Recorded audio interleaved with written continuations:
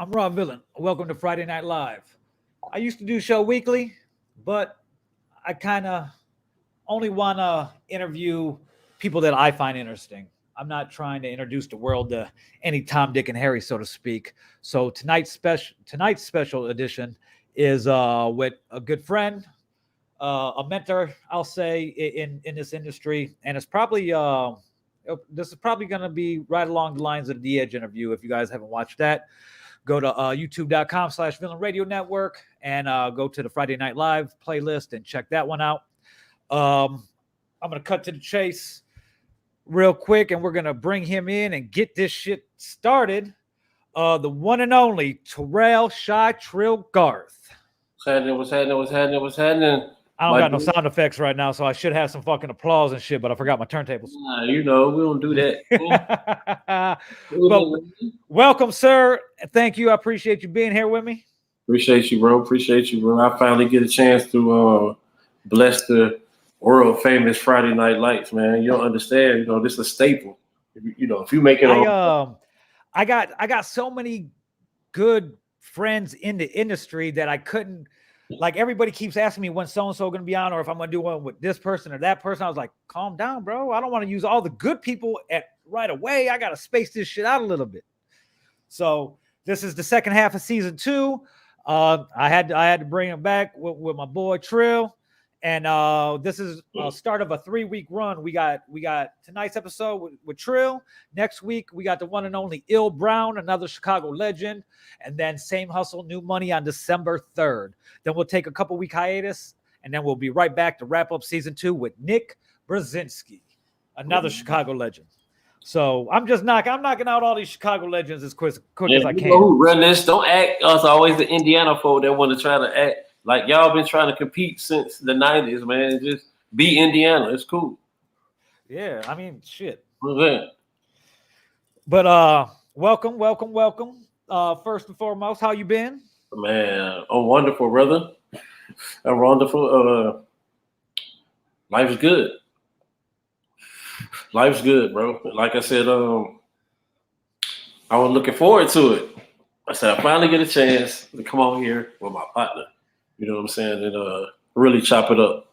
Shout out to Sammy. Sammy, this is way different than Friday Night Live. I mean, I'm still kind of unpredictable on here, but it's more of an in-depth interview show. So you'll learn a lot about the person that I'm interviewing tonight. Well, let's get to it. Fucking, you've watched the episodes. You know how I do. I go back as far as when you were born. For the most part, I like to. You're a stand-up dude. You're a real life OG, and you're generally a good person. So we're gonna born and raised in Chicago, Illinois. Born and raised in Chicago. South Side,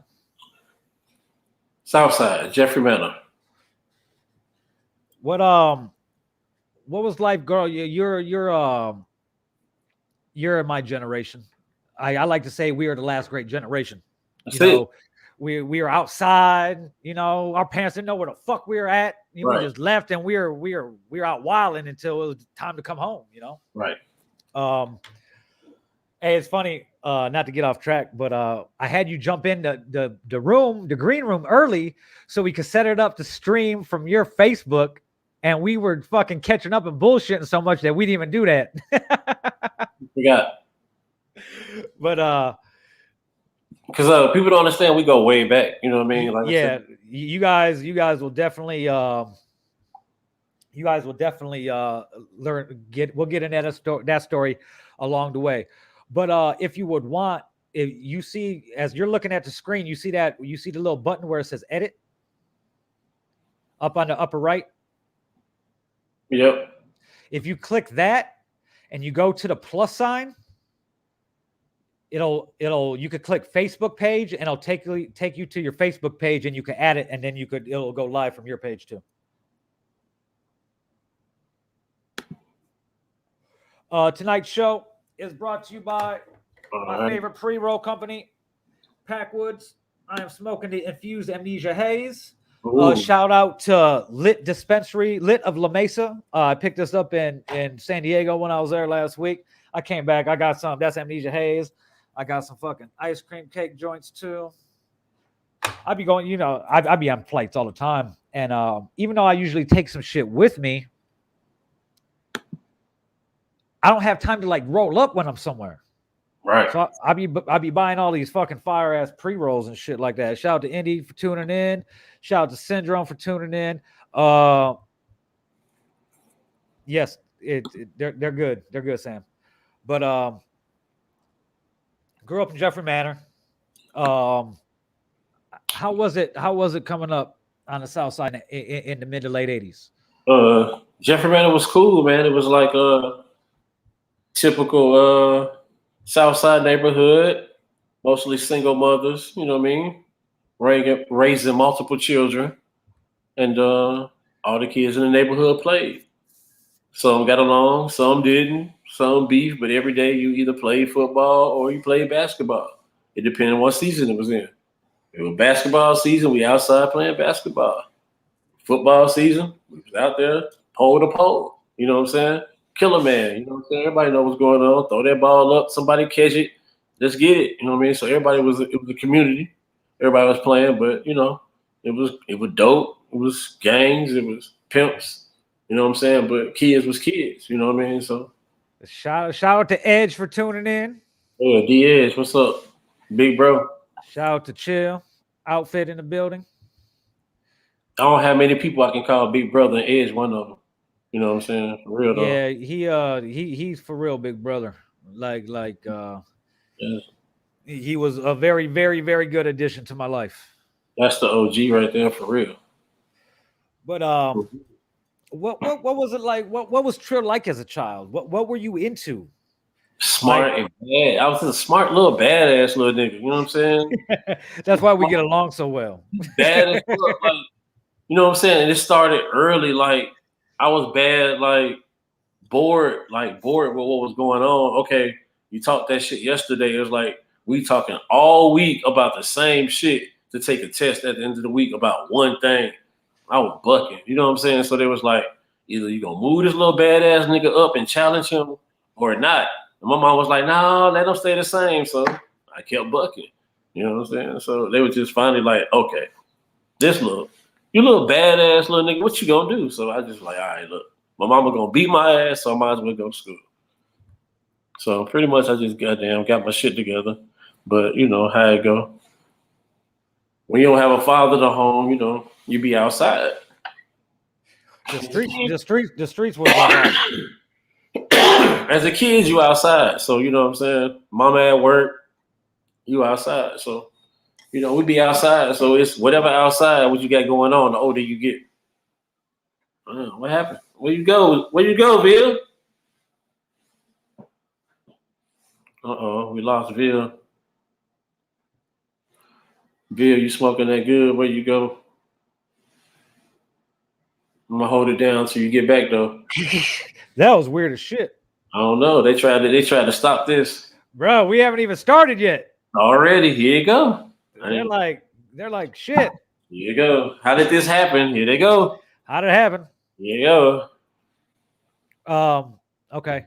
So you're known in the industry as you're kind of like, compare you to me or compare myself to you, kind of like a jack of all trades. We've been there. We pretty much did everything that is in the industry. Now, were you always into music as a kid? Never thought about it. Thought about it? I started writing books at 9.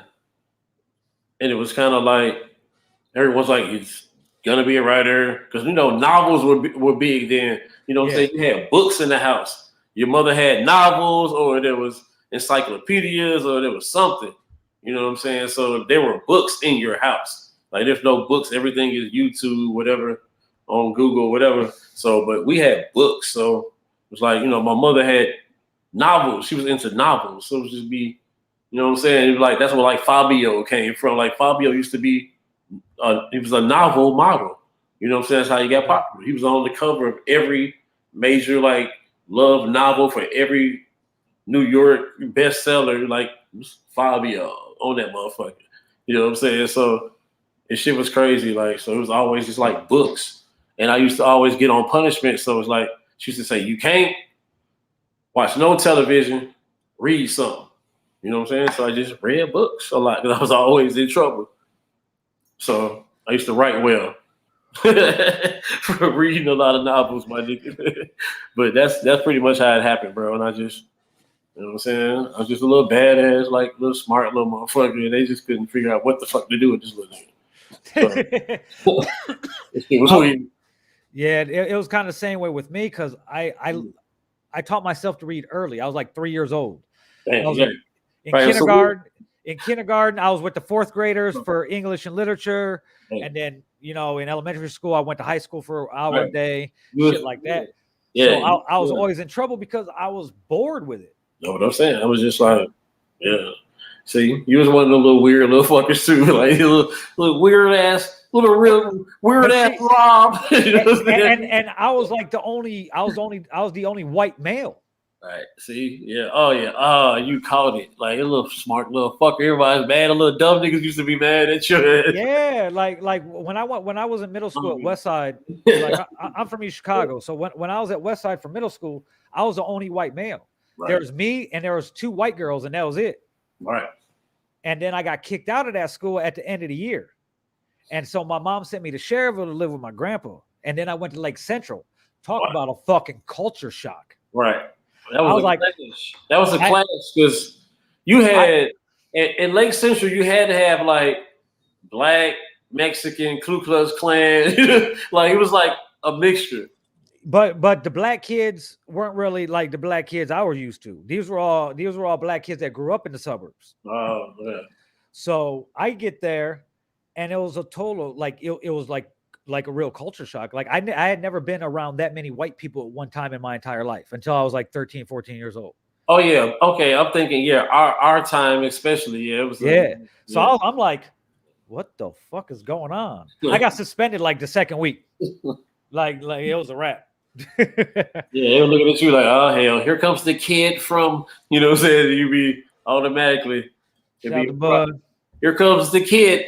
You become the kid. Yeah, the troublemaker type shit. Yeah. But when I started writing too, like I started rapping early. Like me and Andrew the Reaper Jones, rest in peace. Yeah, like we grew up man, that dude was real talented, man. We are real close.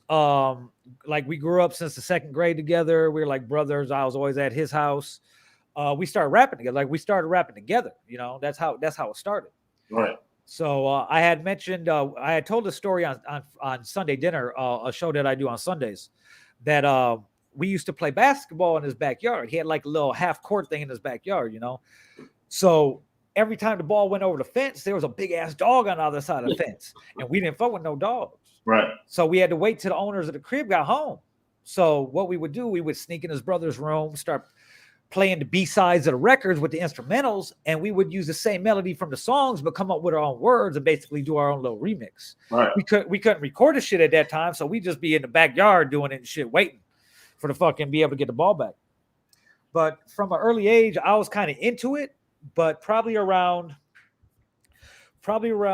around 2002. In like 98, 99, I kind of started a little bit with the business shit, started street teaming for local acts and shit like that.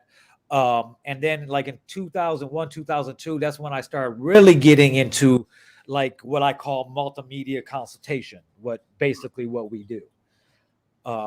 When was it, was it like,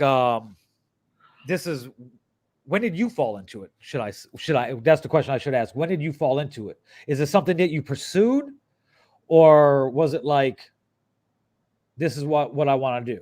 Or was it because you were kind of related to like the group that set the whole tone for Gary music scene? Yeah. I mean, that was pretty much like the main thing. It was like, everybody knew like, okay, like, well, that's Cuzzo, you know what I'm saying? So I had, family on my father's side were all in Indiana and, Gary and Maryville and, you know what I'm saying? So it was like summertime, instead of me being bad in the neighborhood, mom would send me to Gary. thinking like that was She said better she than gonna being just send you to good. Concord for the summer. Huh? She was Yeah. gonna send you to Concord for the summer. Like we talk about this to this day, and she would laugh. She was like, she actually said that shit the other day when we had a conversation. We had a story just talking, and she was like, "It'd be amazing the people that parents go ahead and let their their children go with for the weekend or the summer." I was like, "Yeah," but it was my people, my father's sisters. Was like, "Hey, you know what I mean? Come over here with the boys and, get a break for the summer." And my mama was like, bet, you know what I mean? Before we go any further, just to let the viewing public know who exactly we're talking about. Trill is blood cousins with none other than probably, I mean, Gary kind of set off with the Gatekeepers compilation to kind of set off Gary's music scene. Yeah. But our first real stars was C.C.A. Concord affiliated, Right. C-Mac and E.G. Right. So that's just Trill's blood cousins. That's where his introduction to the music industry. Now, how far back does that go? Like you are smart. You're a smart child. You're grown up. You're a South Side boy. Where do you go to high school at? Initially, when I graduated, I ended up going to Bowen, and that didn't work out. And mom was pretty much like, "All right, we need to move from the Jeffrey Manor area," so we moved to the suburban area. Okay. I ended up going to the TF South and then the TF North school. And, Okay. Ended up having to do some other things. But I at that time, that's when I was like in the Lansing area. You know what I'm saying? Okay. And it was kind of cool though, because it was a change. It was a lot different than you know what I'm saying. What was going on was a lot slower. And like you said, you can kind of concentrate on what was going on. So I kind of went to the TF South and TF North High School for a little while, and ultimately going to a military high school for my last year. And What I hear? What do you do? They go to Carver? Nah. They send you away? I ended up going to a military academy for the last year, and like I said, after that, that's pretty much when I started going to like Chicago State and doing a little stuff like that, but started getting into like those message boards and trying to see that other stuff that was going on, because there was a lot of stuff that was starting to float, but it wasn't, everybody couldn't get it because certain hoods were getting certain stuff, but it started floating on the internet and only certain people was able to get on the internet. So it seemed like a lot of people like that were in tune what was going on were able to get on the internet and really find everybody from every side of town and spread to Indiana. And at that time, Gary had like a little scene that was, like you said, that gatekeepers really put a lot behind Gary, and people was like, Gary got something going. And then once it spread to Chicago, it made Gary kind of look like, okay, we got our own thing. They just started coming, one after another. But Concord affiliated, E.G. C.Mac, kind of were the ones that came in, and I mean, had the whole city going on. It was like East, West, didn't care where you were from. It didn't matter the gang affiliation. Everybody was affiliated, but it was just respect. They from there, they from there, they from there. The music, and then when everybody did shows together, it really made Gary look good. So you seen Atlanta stuff you seen Gary artists doing stuff with the Chicago artists, and then they start doing a lot of moving around together. You know what I'm saying? So it was cool because it was a good connection, because it was two markets. That Indiana, Gary and all them surrounding areas was cool. You know what I'm saying? They were, so if you can get your neighborhood or this side of town in Chicago and Indiana like you were selling units back then. Streams, it take you millions, but them $10 tapes, what I'm saying? I know you done pressed up some and hustled and easy come up, you know what I mean? When you were doing your thing, because you started as an artist. You know what I mean? And that's what I was tripping. Like when you said Reaper, that made me go that was like way back. You know what I mean? Way back. rest in peace, because it was like he was like really started to make his name. You know what I mean? Going when that whole ordeal went down with him. So but yeah. Yeah, man. Yeah, man. Yeah, man. What was it like? The whole you were coming to Gary during the rough times. Yeah. Every summer, mom can't wait for school to get out. Like, you going to Gary? Like she really think this is gonna be better. You know what I mean? Then staying in the hood and just playing football and get into whatever trouble I'm gonna get into in Chicago. It was like, nah, you going to Gary for the summer. You going to Gary? Like that's what you should be doing. Man, that shit was like death row. Like, damn, what I do? I got to go to Gary for the summer. You know what I'm saying? Gary was rough, but it was going down. And it was because at that time, like, it was going down. I don't care what you from. Yeah, and that's like when we got the motherfucking we had a National Guard patrolling. Yeah. And, murder capital fucking numerous years in a row. What was it like coming up in that and being a part of that the early beginning days of the C.C.A. movement? Man, niggas don't know about the studio getting shot up. You know what I mean? Because such happened in the hood, and it just shit. We know where they at. They got a whole studio right here on Calumet. Niggas go. You know what I mean? Yeah. Like, you know what I'm saying? Like it's going down type shit. Like, you know what I mean? Like, and I would get the phone call like, man, it's going on. I'm like, I'm coming in. They're like, why are you coming here? Like, you know what I'm saying? It used to be crazy. Like, but the early days when we were kids and it was just like summer, it would be cool. It would be like, you know what I'm saying? You know what I'm saying? That's Terrell, you know what I'm saying? You know what I'm saying? E and Charlie, little cousin from Chicago. So, I was little cousin from Chicago. So, and they were all like vice lords and shit. So I would be the only little skinny little cocky motherfucker. I got to be extra tough because I'm the only person over here with my hat to the right. You know what I'm saying? But it was like, give them a pass. They go, you know what I'm saying? EG, you know what I'm saying? And Charlie, the little cousin. So I had a pass around there, but they was all family at the end of the day. You know what I'm saying? It's cool. No problem with none of that. It was just, I would do whatever for them. You know what I'm saying? It didn't matter, but it was cool. It was fun, man. It was still fun, like any neighborhood. You know what I'm saying? Still chilling, still going to play basketball, still doing whatever. Especially when you coming up in it, it's normal to you, so you don't see anything wrong what's going on. Right. You just adjust. It's another hood. Exactly. They move like this. This is how we gonna move. It's like, this would be funny, but you know what I'm saying? Big cousin them, you know what I'm saying? They was wild. It was wild. This is wild. You know what I'm saying? Now, it was wild. Gary was wild, man. People don't really understand. Like, Gary was wild. Gary, it was something. It was something else during those times. It was definitely crazy. it was definitely crazy.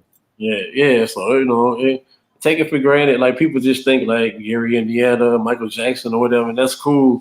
He did his thing. He was they was talented, whatever. But like Gary. It was going down. Steel mill, money, you know what I'm saying? Dope. It was just a combination. But when that era was thriving, that city thrived. Yes. Because, you know what I'm saying, it was money being made, it was being circulated, and it was just somehow. There are still kind of stores in the city for us to patronage that we could, put money into. Right. Now, I mean, there's not even really, like, you got to go grocery shopping in a whole nother city.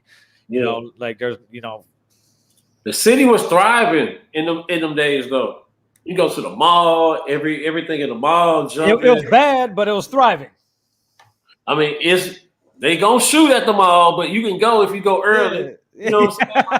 You know what I'm saying? Go early, get whatever you gonna get, and you know what I'm saying. We good, but all that try to flex and pull up in the car, bumper, you can't find a way to park, and that go such them and. It's going down. So, just get in early, get out. But Gary was wild. But it was fun because we was just kids, you know what I'm saying? So it was like, so shot at us today for real. Oh yeah, we gonna shoot at their ass tomorrow type shit. Like, we are I figured it out, and anybody they could go to Villain Radio on Instagram, and we are live on Instagram too. Um, Like playing that that ghetto.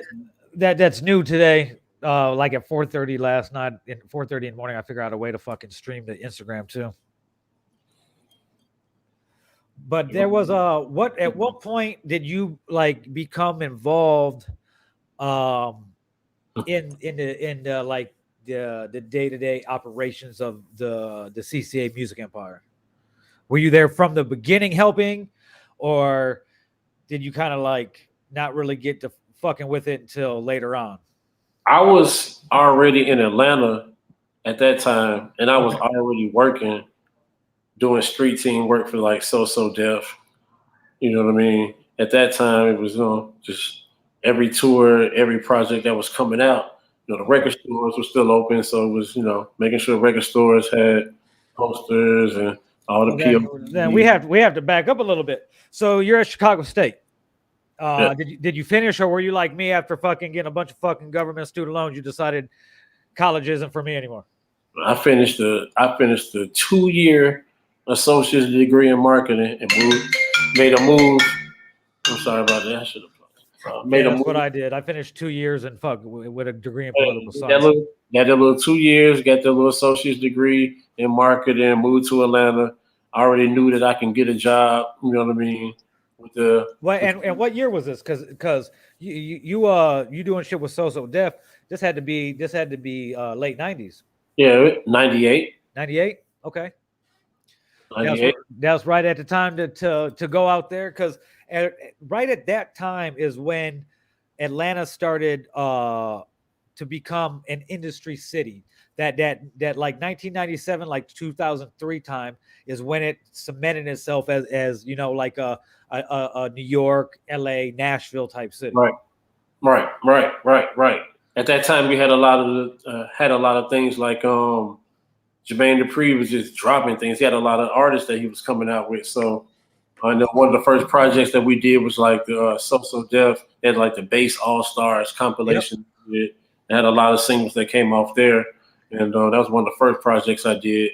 Then we started doing the individual projects, especially like on the tour dates. They needed tour support for that kind of stuff with the street team, because it was all about guerrilla marketing then. You know, the internet hadn't caught on. It wasn't ads and all that stuff at that point. You know what I mean? So you had to be out there. Yeah, shit. We're still fucking we're dial up time. Right, Then. right. You had a pulse before it even, you know what I mean? So you had to wait, Yeah, man. So, it's that kind of stuff, just jumping out the car at the red light and putting posters up, you know what I mean? Jumping Yeah. back in the car. It was fun. It was a contest type, We just did it and had fun with it. And once the job was done, you can party and relax and chill. And it was just a good time. And just, So that was good, worked my way up. Moved on. You know how it go. Once you get a little bit of clout in one thing, get a job, a little bit more somewhere else. So climb that ladder. Went over to LaFace, man. Got with my brothers over there, which really helped me a lot in Atlanta when I started messing with like the Young Bloods, Added Crew, and the whole like the Dungeon family. You know what I mean? So that was a real good blessing. Real good blessing for me. How was it? How was it being at So Def in at that beginning stage? Because I mean, really, that was kind of like the beginning of them. You like. Nah, I mean, they were really at that point. They had a couple, a couple key and couple good releases. By the time I got there, like I said, they may have been doing their thing for a good, 3 years, 4 years, like really going hard. So I came at like the height, Okay. and at the beginning, they were really had momentum. I came right in at Bow Wow might have been on his second project. Oh, okay. So they had already made it. Brat was already on her like second project. You know what I mean? So it was like hits coming out after hits after singles after singles and tour after tour. So it was just a lot. It was a lot of work. You stayed busy because somebody was dropping some kind of tour coming up. You just moved around. You got that money. Was what was the atmosphere like? You know, because I'm looking for the tea, man. Like, I got you here. You've been in the thing so long and been a part of so many legendary runs in the music career, in the music industry. Cool. It just Like, depends, man. It depends. A lot of different shit went on with a lot of different people. You know what I'm saying? A lot of good people. Like it was on both sides. Like at that height, like in the South, like you had like the Dungeon family. You couldn't do anything bigger than them. You know what I'm saying? Like at that point, like when it came to Outkast and Goody Mob, and then all the minor little acts they had in between, it was like they was running it no matter what you like, 8-Ball MJG or whatever from whatever region. It was like running the South. It was like the Dungeon family. You know what I'm saying? Organized noise. So, it was like, but when I moved down here, and like I'm saying, I'm moving around, I'm doing this, I'm doing that. And I ended up meeting a lot of good people that were from here. So I didn't get down here and kind of like try to find Chicago people or Indiana people. I just really bumped into a lot of people that were from here doing the project. So when you out and you moving around, you meeting people. Like first person that I met happened to be Cujo Goody's little brother. We became really good friends, and I met from him. Like they were all one circle of people that grew up together. Like you played football, played basketball. You know what I mean? With Reaper, like that was your partner. Like they were all like partners, and his partner, that was his cousin that come over there. Like I come from such and such, and man, once like Rico Wade got all them boys in a thing, it was like magic. It was just popping out stuff and features on this, and it was crazy. So it's like when you got a lot of stuff coming out, it's a machine. You stay working. yeah, We used to be just gone, man. Like a lot of them folks are like come from like money and stuff. Like they wasn't like a lot of them folks wasn't like poor and hurting and in the hood in the ghetto and grew up like this. Like they lawyers and chiropractors. Like they from Atlanta back then.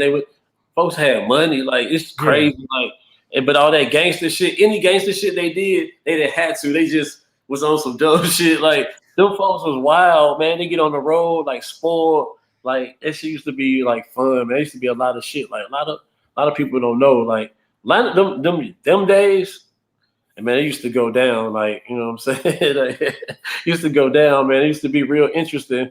Like it was real partying, like that rock star shit you see for like what be going on that end. Like that type shit really be going on the hip hop end too. Like it'd be crazy. You know what I'm saying? Like I say, once the work is done and we outside or it's the after party, like all that shit be crazy. Like it'd be, you've been on the road, so you know how it is, man. It'd be all the time.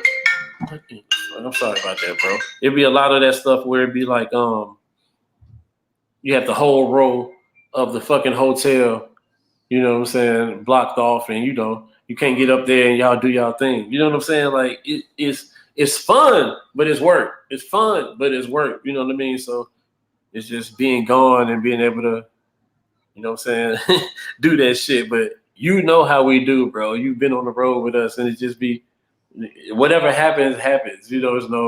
We just having a good time. We just being us. You know what I'm saying?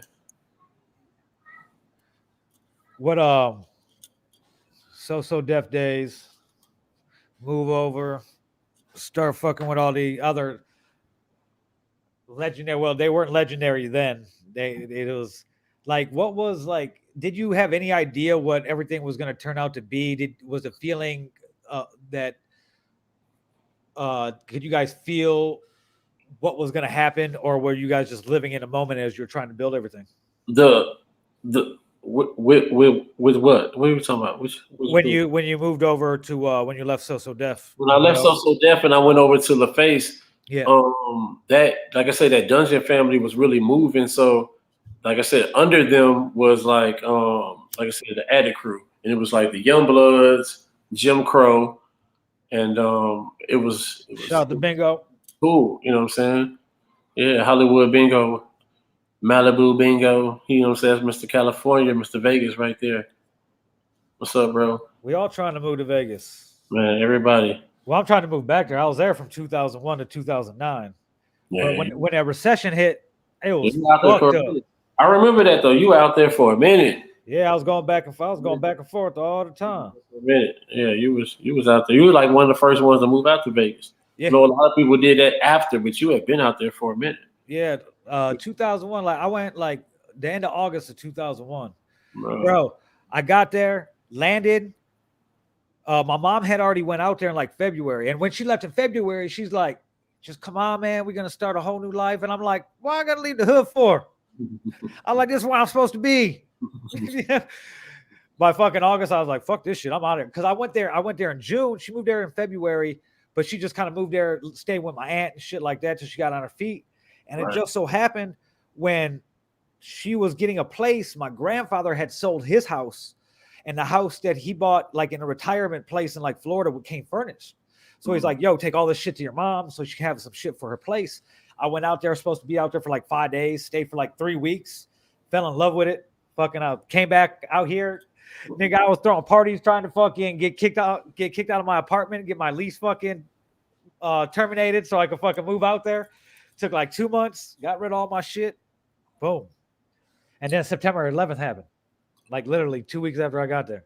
Ville, you always been a troublemaker though, so I can really believe that. You know what I'm saying? You always been a fucking rebel for no reason. You just want to be a rebel. You know what I'm saying? I don't know why. You're just a rebel. You're just a fucking rebel, man. You know what I'm saying? No reason, Ville, but you're just a fucking rebel. It's just from stemmed from growing up how I grew up. Hey, it's because you come from the hood and they put you in an awkward situation and you rebel. What what was what was your favorite moment of working with LaFace or at LaFace? um, I mean, it'll probably have to be that period, like I said, working with like the whole Attic Crew Ghetto Vision part of LaFace.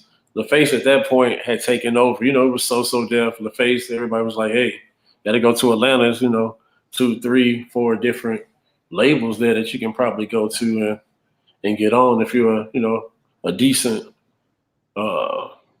act in the urban market. So at that time, man, everybody was either trying to get a A&R position and find the next group or start, their own group and do something. So, but at that time, all these different groups was, like I said, was coming out, and the people under them, like I said, them Young Bloods, Jim Crow.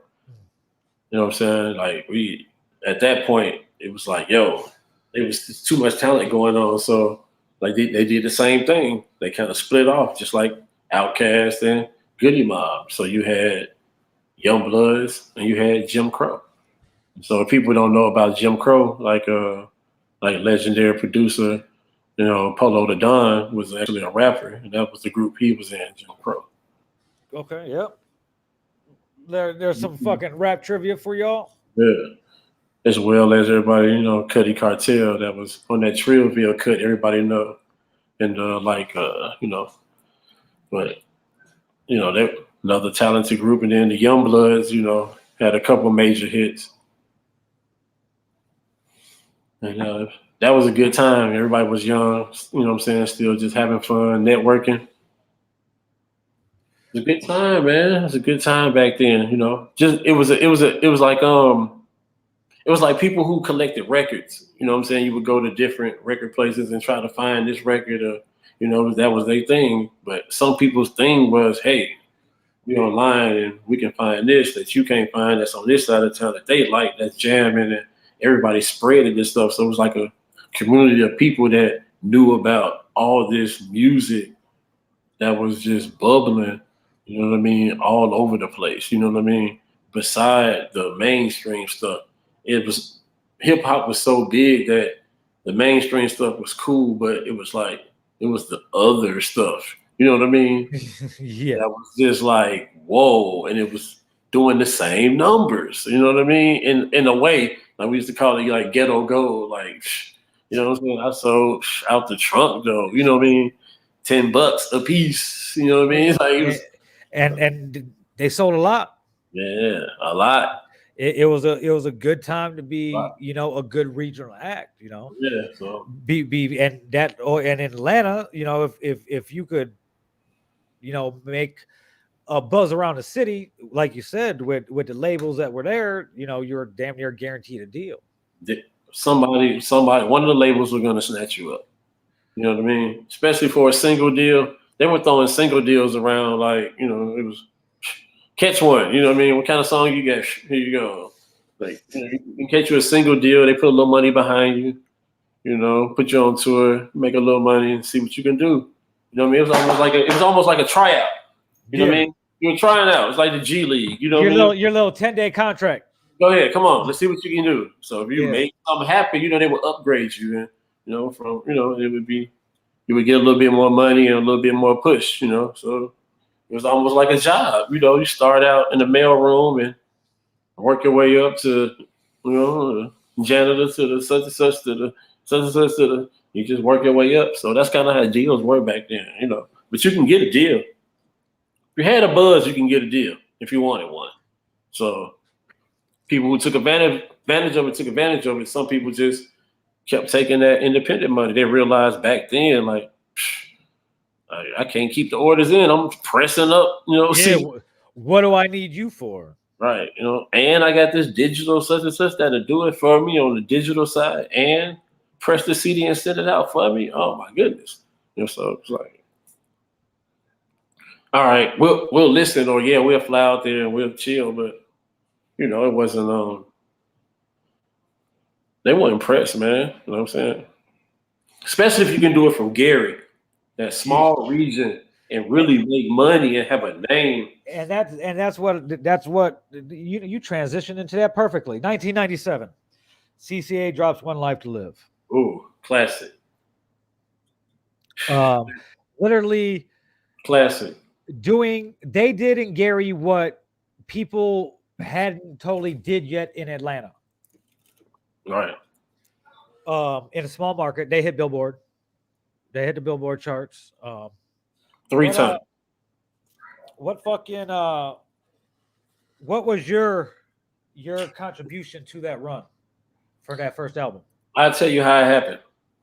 Like I said, cousin, every summer, little nigga, whatever, little badass, whatever, but, little nigga, he cool. They was like, what you doing in Atlanta? And I was like, oh, this is what I'm doing. Like, yeah, I heard, you was working for So Def. And I was like, no, I'm gone. I'm over here working for LaFace. And Cuz was like, man, we about to tear the city up. So what you talking about? He said, we working with Seawall. I said, fucking Seawall, bro. Nigga, I work for LaFace, Ghetto Vision. He was like, nah, man, Legendary Traxler. He's like, Twister and, Do or Die. So I was like, yeah, that shit jamming. He was like, hey, we recording with them in their studio with the same producer who do all Toxic stuff. All Twister stuff named Toxic. I said, okay, shit. You finished? He said, yeah, we pressed it up, cover done, got single, EP. We about to go.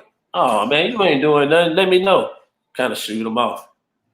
A couple weeks later, he called me back. He said, hey, cuz, I'm trying to send you a box of CDs. I said, a box of CDs?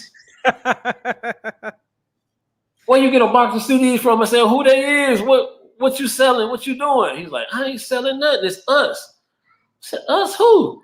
Me and Charlie. I said, man, you for real, man? Y'all did that? He said, man, we about to tear the city up, man. He said, we did this compilation and put the song on there. We got the city on fire. We about to drop our own shit. I said, nigga, all right, whatever, man. Send it to me. And nigga sent me a box of CDs, bro. And nigga EG sent me a box of CDs back then, bro. So, like, I got, like, the single. I got posters. I got flyers. I got all this shit, like, what the fuck? This nigga really sent me, like, a real fucking kit that the label would send you. Yeah. So I called a nigga back. I said, hey, bro, you ain't playing. I said, but this gonna cost you. I said, no, I got you. So I started posting that shit when I'm out, posting shit for, the Brad and her single. I'm posting up shit. Okay. But they shit, at the same time in Atlanta, And shit kind of spread from there because we was doing the same marketing pretty much that they were doing for Bow Wow, for the So Def All Stars album and all that shit. So that same market they were getting. and this shit just kind of spread. So now the South going because they had roots like in Arkansas, and it spread. It spread fast. You know what I'm saying? And everything was done right because everything was like barcode, sound scan, and everything was tracked. So when it hit Billboard, it was like, what the fuck is that? Like niggas didn't know what Billboard was. You know what I mean? All we knew was you need a barcode, you need to scan, register with this, because that's that's the protocol how you do it. So when it started registering, it was like, E called me. E was like, "Hey man, you know the Source magazine?" I said, "Yeah." He said, "I think they want to do an interview." I said, "You think or you know?" He said, "I know." So I'm like, "All right, you gonna talk to the lady?" At that time, it was Julia Beverly. Okay. Before she started her magazine. Yeah. And I was like, all right, bet. So she hooked us up. Like, this lady is an advocate and she would help you. We was like, we good. You know what I'm saying? Obviously, we doing something right. So he, was kind of cocky at the time. He knew what he was doing. So he was like, let's get it, cuz. So at that time, Wendy Day had made the Source magazine top 20 entrepreneurs because she had just did Master P deal and then the Cash Money deal back to back with Universal. She had the plug, and then she called us like, did you know you hit the Billboard? And we was like, yeah, they said something like that because we didn't know nothing, and we didn't know that you had to pay for the subscription to have the shit and the reports and all that shit at that time and all that. So she was actually faxing that shit to us every Wednesday when the report came out. You know what I'm saying? So we could we would tell everybody you couldn't call the studio phone or hanging up on motherfuckers because we knew Wendy was gonna be faxing us the fucking report to see what was that. And she was tracking and shit. She was like, "Where the fuck are you guys located?" We was like, "Gary, Indiana." And she started laughing. And she started telling us stories of like her being in shootouts and shit would do it down on the west side of Chicago. It was like, damn, she gangster and she get people deals. So, you know what I'm saying? Big shout out to Wendy Day. She was a good mentor back then. She's always been good. And she lived in Memphis at the time too. You know what I mean? So it was crazy, bro. But yeah, those are the good days, man. C.C.A. did it. They did it really right. You know what I mean? And really got out there and moved around and did it like a major label would do it, and it paid off. Yeah, they definitely laid a blueprint. Yeah, it paid off, bro. So after that, man, I mean, there's so many good things, so many good projects, so many good songs that's come out of Gary or even that Northwest Indiana area. Since then, like that kicked the door open and made everybody know, hey, we can go get it. And sure, people did their thing. But yeah, they had their run. I say that. You know what I mean? Independent money, like they had their run. And it was fun. Like I said, back then it was fun. It wasn't about this rap beef and people dying and all that stuff like they doing now. It was fun. You was just, you know what I mean? You was doing what you wanted to do. Especially because the money was so easy. You know what I mean? Yes. There was a legit industry, a scene out here at that time. Right. C.C.A, fucking Grind Family, No Taming, fucking Thug Down them. Like everybody was coexisting at one time. Right. Like I said, it wasn't. The beef didn't come until later when people started with the dissing and all that stuff. But at that time, everybody was just trying to get out and put projects out. So once everybody got their project out, it was like whatever hood you came from, you took that hood over. You know what I mean? So everybody was bumping that stuff in that hood, and everything's gonna spread in a city like that. So once the city on fire, the next city, and you say like the whole area started to bubble. And I mean, it was good money because they knew what to do. They seen, okay, put your CDs in the mall, you do this, you do that, and started, selling the merch and the getting the internet game and all that kind of stuff. So, but like I said, the money was good. So it was a good time, man. It was so much money and it was so much opportunity. If that's what you wanted to do, the opportunity was there. So that was the most important thing with it all, opportunity. I mean, a lot of people wouldn't even have that opportunity. You know what I'm saying? No, not at all. Without that independent part of it, like a lot of people wouldn't have got a chance to even get the knowledge, because what it was, what I think on my end was, when I seen it with like all the people with the, like I said, the internet community was kind of small.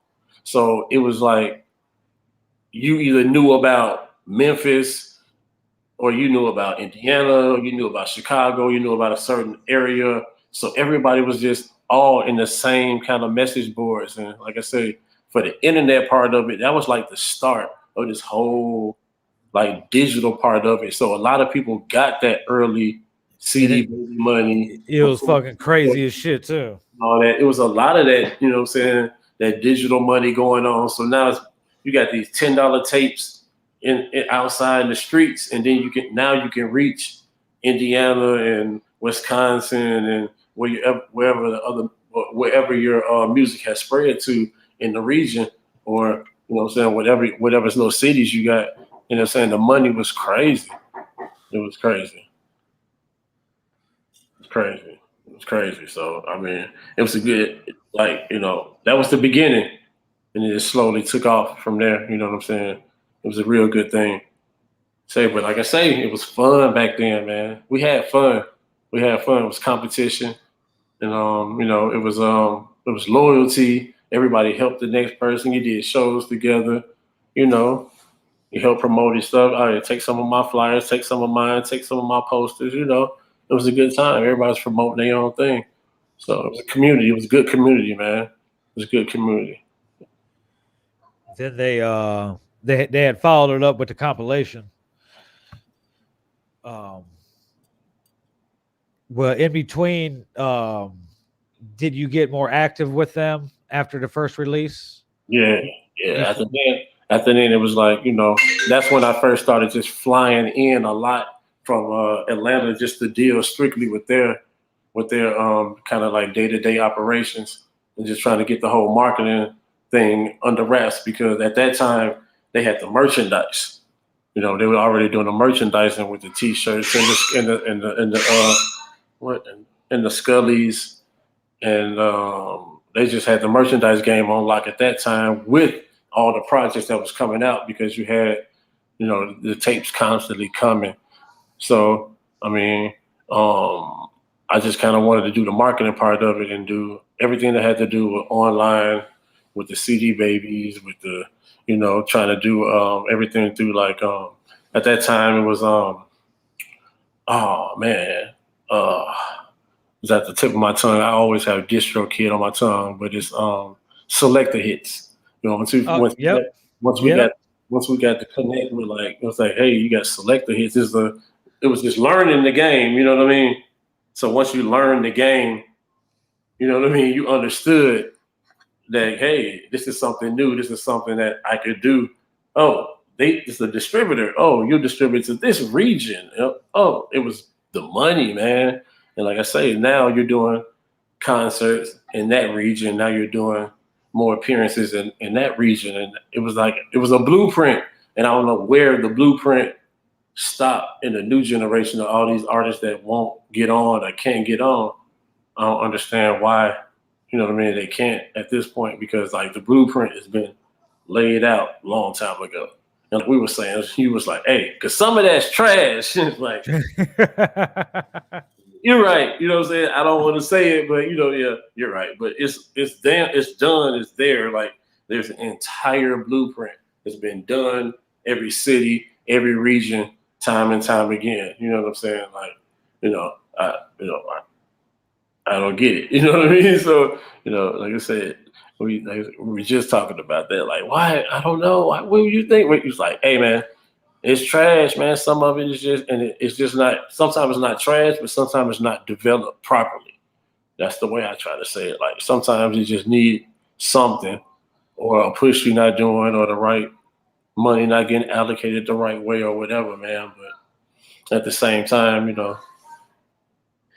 is what it is, man. But at that time, hey, it was good. Everybody kind of was following the same thing, and you can go to the local record store, man, and you got a local section.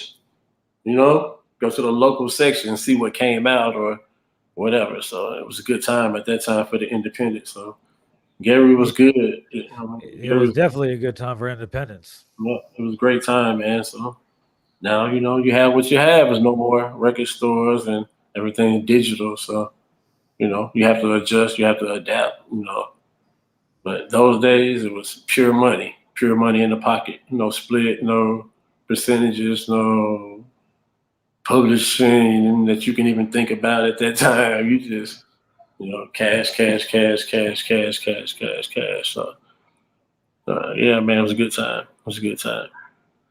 There was a lot of hard work that went into building the whole brand up between the releases that they put out and shit like that.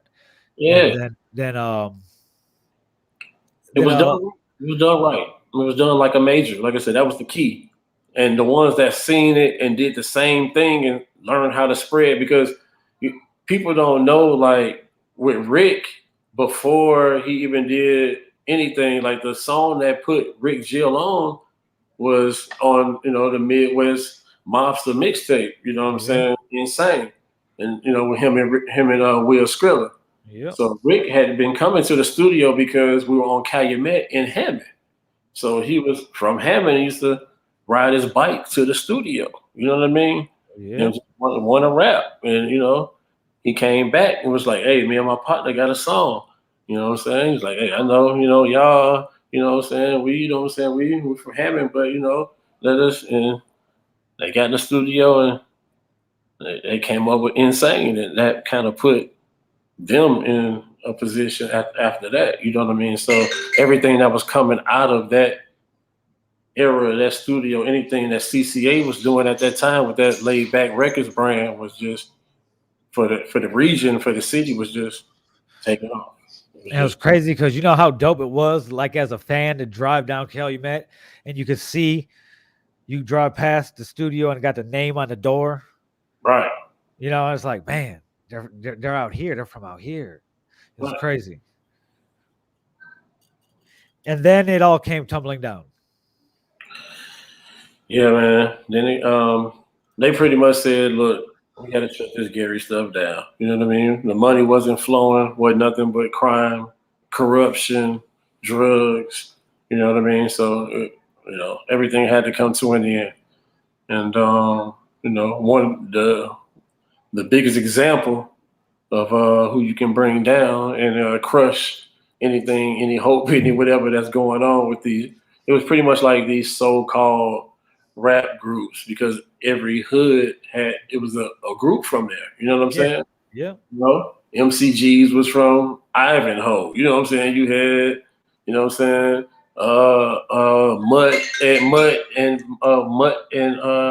Mutt Jeff and and Mafioso Thugged Out. They were from Fifth Block. They're like from Fifth. You know what I'm saying? So it was like you had different. It was now it was popping so hard in Gary that different hoods had their own group out the hood that was popping.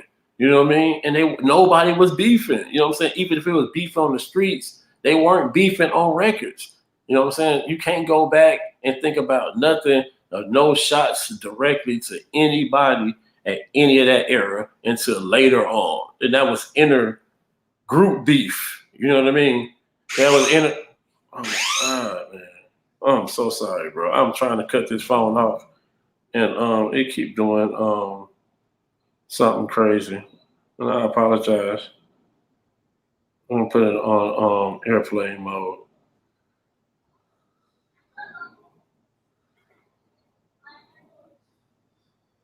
All right, man. I'm sorry about that, bro.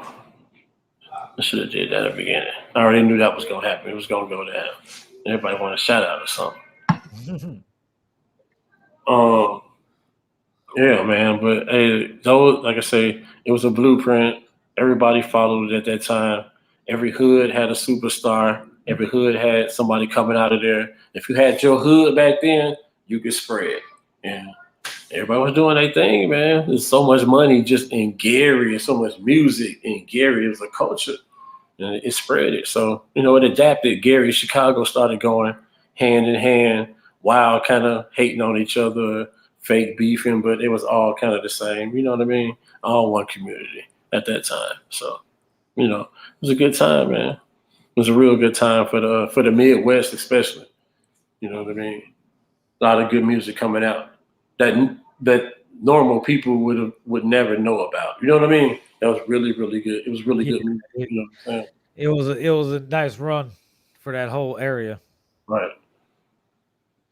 What after this shit hit the fan and they went away. Yeah. What were you in Atlanta when you got the call? Yeah, I was in Atlanta, and they had just left Atlanta. We were at Ludacris album release party here in Atlanta at Earthworm Records, and had the van, promoting out, just enjoying Atlanta, and I think they probably were back 3-4 days before I got the phone call, and I was just like, what's going on? And you just, at that time, you can look up and see what the Lake County, whatever it is, for that newspaper, and it was front cover. You know what I'm saying? It was front cover, and it was like, whoa. But from there, it was just kind of like disconnect off the internet, chill out, relax, get away. You know what I mean? It's like, how it goes. It was just like, what's going on kind of mode at that point. Yeah. But yeah, it was like, wow. You know what I mean? For me, not being there, you know what I mean? But being there, I mean, it probably would have been the same effect. But actually get the call like that, it's like, wait a minute. And then making those calls, it's like not getting the call back or not. And it's like, wait a minute. Maybe I shouldn't be calling, or maybe I should wait. But yeah, with stuff like that happen, you know what I mean? It's kind of like a big shock. So yeah. And then you start pretty much worrying about, well, what's going on with my family members? You know what I mean? So yeah, that was one of them times that was like, man, it was crucial. So me being in Atlanta, I just had to adjust and kind of, I still had good relationships with everybody because they were still like my friends, even though I was focusing more on the time at, with that, it was like, these are still my friends. And it was like, hey, got this going on. We need to come out with us. And so I would get paid to go on the road and kind of just handle stuff. You know what I mean? It became, road manager. You know what I mean? And so it was just fun going on the road, just having fun. You know what I'm saying? People they be young. A lot of artists be really young when they get signed. I realize that. A lot of these artists be under 21 or just making under 21, no father figure growing up. They don't know what the fuck to do with money. Mm-hmm. Outside, just having a good time, man. It'd be real funny. You know what I'm saying? When I look back. But at the time we were just kids. We were just having fun, man. When you're young like that, you know what I'm saying, your 20s and you got a per diem and everything paid for, and all you got to do is put up these flyers for a couple hours, and we're gonna be done by this time, and we're gonna be able to, we got passes, we at the after party. You just be like, we kicking it. So it used to be fun. And then you network, and then you find, now you meet somebody that's like do the same thing you do, but they work for, Slip and Slide Records, and so that's how we pretty much made connections, because you make connections with people who started out doing the same thing you were doing, you know what I mean? But everybody grows together. So you look up and, now, hey, Trill do this now, or, what I'm saying, oh, Ville over there at, it's like, you know what I mean? It was kind of like that. You look around and everybody you came up with is somebody at something, y'all just kind of all grow together, you know what I'm saying? So it's just a matter of keeping those same connections and adding people with it, you know what I mean? That's the big thing. Now, in between the the CCA releases, and then when everything had to be shut down. I know you were back and forth between Atlanta and fucking and out here. What was how much longer were you at LaFace, and where did you what started why did you leave LaFace, and what did you move on to after that? Is that when it kind of like when you started doing the whole fucking road managing shit? Yeah, it was strictly road management at that time. So it was kind of like a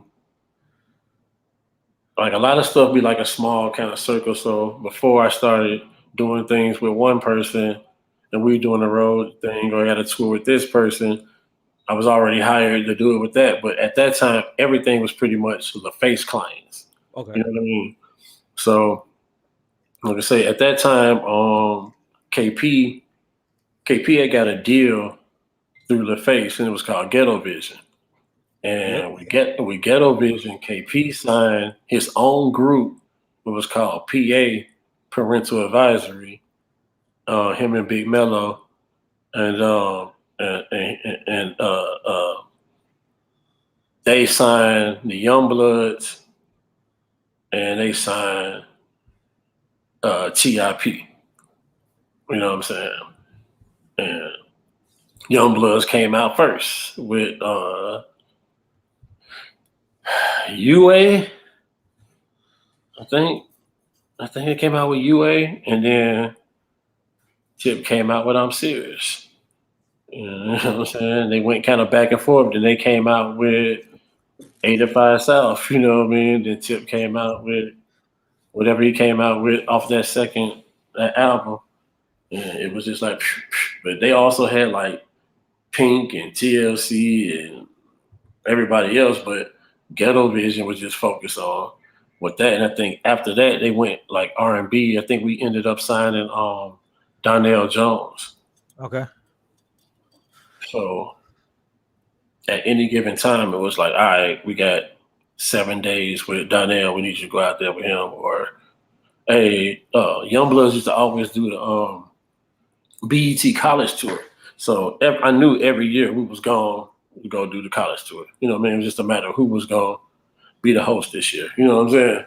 Like the first time I went, like the host of the college tour was the Young Guns, whatever, Neef and whatever. Yeah, You know? Petey Crack or some shit. Nah, it was like somebody in Neef. Young Chris, Young fucking Chris and Neef. yeah. Yeah, so they were like the host. Them and Big Tigger. Big Tigger was the host. They were the special guests, and it was Youngbloods, Pastor Troy, and Jim Crow. Okay. So you know what I'm saying? It was a good time. So you go into every black college, and then some of the other you go to Ivy League schools, whatever. But go on a nice little college tour, and then by that time it would be album time. So we would just all be in the studio, just acting a fool, and whoever was in town at that time were recording. You know what I'm saying? At that time, it was like, depending on where you were recording, that really meant something because it was the A room, or B room, or C room. So you might be, you might be in the B room and fucking TLC's in the C room, and you know what I'm saying? Danny Boy's in the B room. It's like, you know what I mean? Fucking shoes walking down the fucking hallway, and you got to move all the way to the side because he's big as fuck. You know what I'm saying? Depending on what studio you're in, you might get your ass bumped, whatever. So it's like, shit like that at that time was just crazy. Different characters, different people, but it was just a good time. Like just different people. It was all a vibe though. It was all music. It was all like an art. Everybody was trying to be like the best of them. You know what I'm saying? At that time. So, It was a very prosperous and a very fun time in the music industry. Like yeah. it was a bunch of young, young companies making a shitload of fucking money. It was technically kind of like the bling era too. Right. So it was just it was wild, Right. Right. I mean, it was like I said, it was like young and flashy. You know what I mean? Just everybody was just, being, who they were. Like I say, everybody was a character in a way, and everybody was just being them. Uh, it was just good money. It was good relationships. Everybody were kind of friends. It wasn't a whole lot of beef. If so, it was like little minor stuff and just ego clashing. You know what I mean? But for the most part, everybody got along. And everybody would help each other. If you needed a post or you needed a flyer, you knew somebody and you would do that and knock it. You call me because I can do the CDs. You know what I mean? It would just be like, oh, it would be cool. It wasn't no problems. Nobody was really trying to be better than the other person. Everybody was just trying to be, like I say, the best them at what they was doing. So the people who got that were succeeding at that time. So you know what I'm saying? Everything was growing, man. Everything was growing, but it was changing. Everything was changing. That's when like I said, the digital was really starting to come in. It was really starting to change. But at that time it was like pirating. You know what I mean? You were really stealing to do what they're doing now for free. Yeah, yeah. It was. We were still like it was like the end of the dial-up era Right, right, when everything when the message boards were starting to give away to sites. Because you had to have a site. If oh you were yeah, an artist, you had to have a site. You had to have a page for the music. Where you could buy music or buy merch or fucking little video page or whatever the right. case may be. Fancy, you know. So and at that time like MySpace was like dying off. So the same run like you had the height of it, and then after the height of it, it was like it's not the same anymore. You know what I mean? And when it fell off, it was no other platform. So, like I said, the people who were really moving in the streets and really had areas on lock, they were able to survive it. You know what I mean? But I think it was a big blow for a lot of people that didn't establish themselves during that kind of MySpace digital era. They were staying in the streets, because it kind of hurt them in the long run because everybody else was taking off and had followings everywhere. You might not be selling in Gary, but the people in Dayton, Ohio, they buying it. What I mean, they paying for it. So it's like it used to be just crazy at that time. But um, the money, like I said, it was so easy because everybody wanted the new music. Everybody wanted the new song, the new album from such and such, and it was just it was a good time, man. It was a real good time because, like I say, loyalty was at its height. And this was a time where artists didn't have to pump music out like that. This is when they still put an album out every 2 years because they could tour off that one album for 2-3 years at a time. You would get a North American tour for about 8 months, get a break, and then get a European tour for Yep. about 4 months, and then it would be studio time. And you got to get a 3-4 months for studio time, and then another month for preparation before the album drop, and then you're gonna drop. Here's the album. Yep, yep. And hope maybe you might get on a Christmas album or somebody else's or something, or get you at them times. You can still get you a movie placement and stay relevant. You know what I mean? Those movies were coming out left and right, so a lot of urban movies. So you can get you a placement on those soundtracks. Some soundtracks were selling better than some people's projects back then. It was a good time, and it was transitioning to a lot of piracy, like you said. Um, a lot of message boards and websites like Shy Bangin', like IndianaRap.com, Right. like Traps and Trunks, Yeah. shit like that. That was a time. Like it was so easy. Like nowadays, I explain to the artist when an artist is interested in working with me, I give them all the same lecture. Like, A, what's your budget? B, do you know this is like hitting the lottery? Right.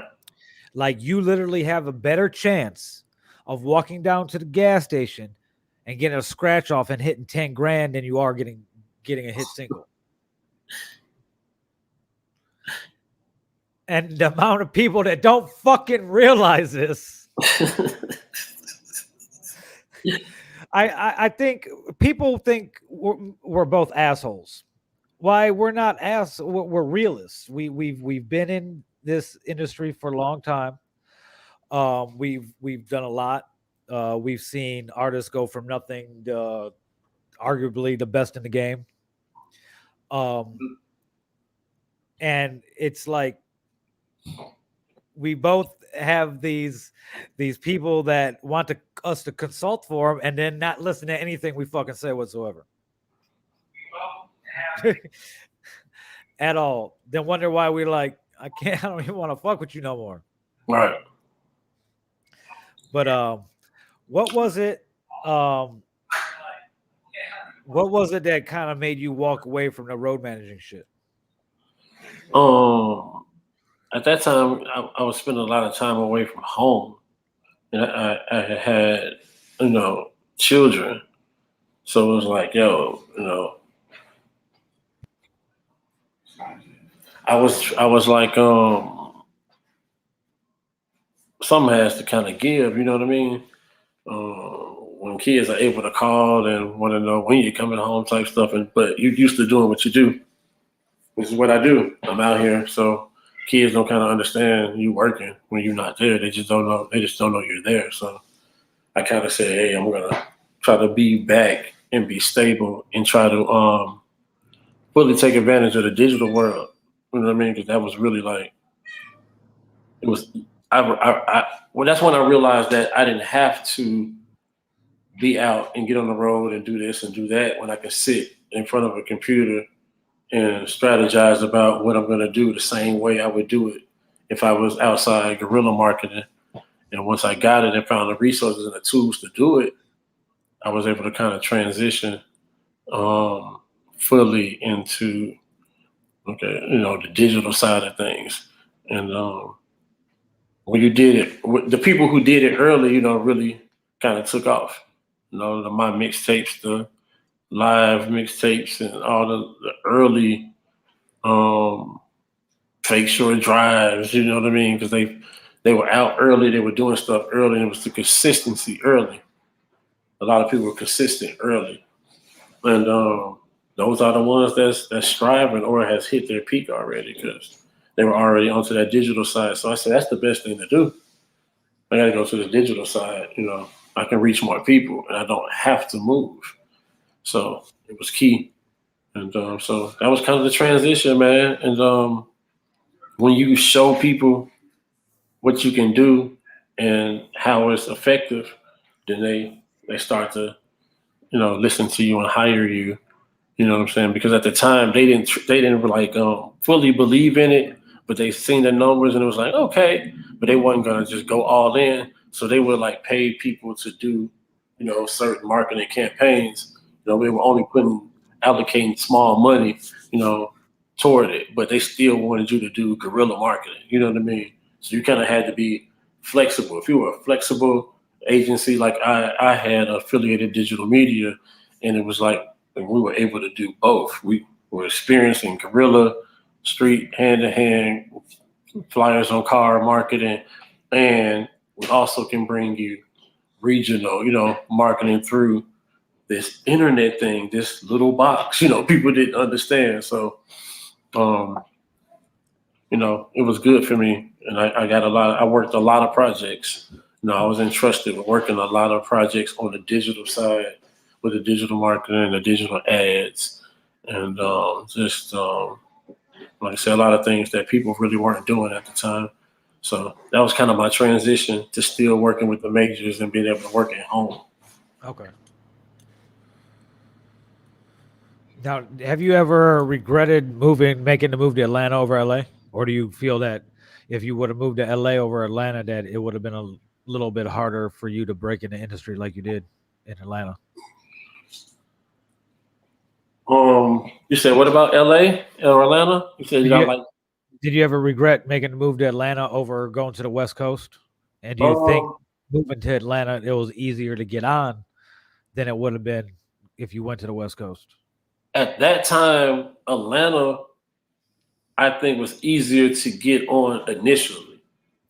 Like if you wanted to get on, a lot of people have gotten on in Atlanta in my circle directly when I was coming up. Like I said, we all kind of moved up together that are over, digital content at Complex, or this person is, what I mean, over at new placements at Pandora or what have you. So, what I mean? It's kind of like you can always, it, like I say, it's weird because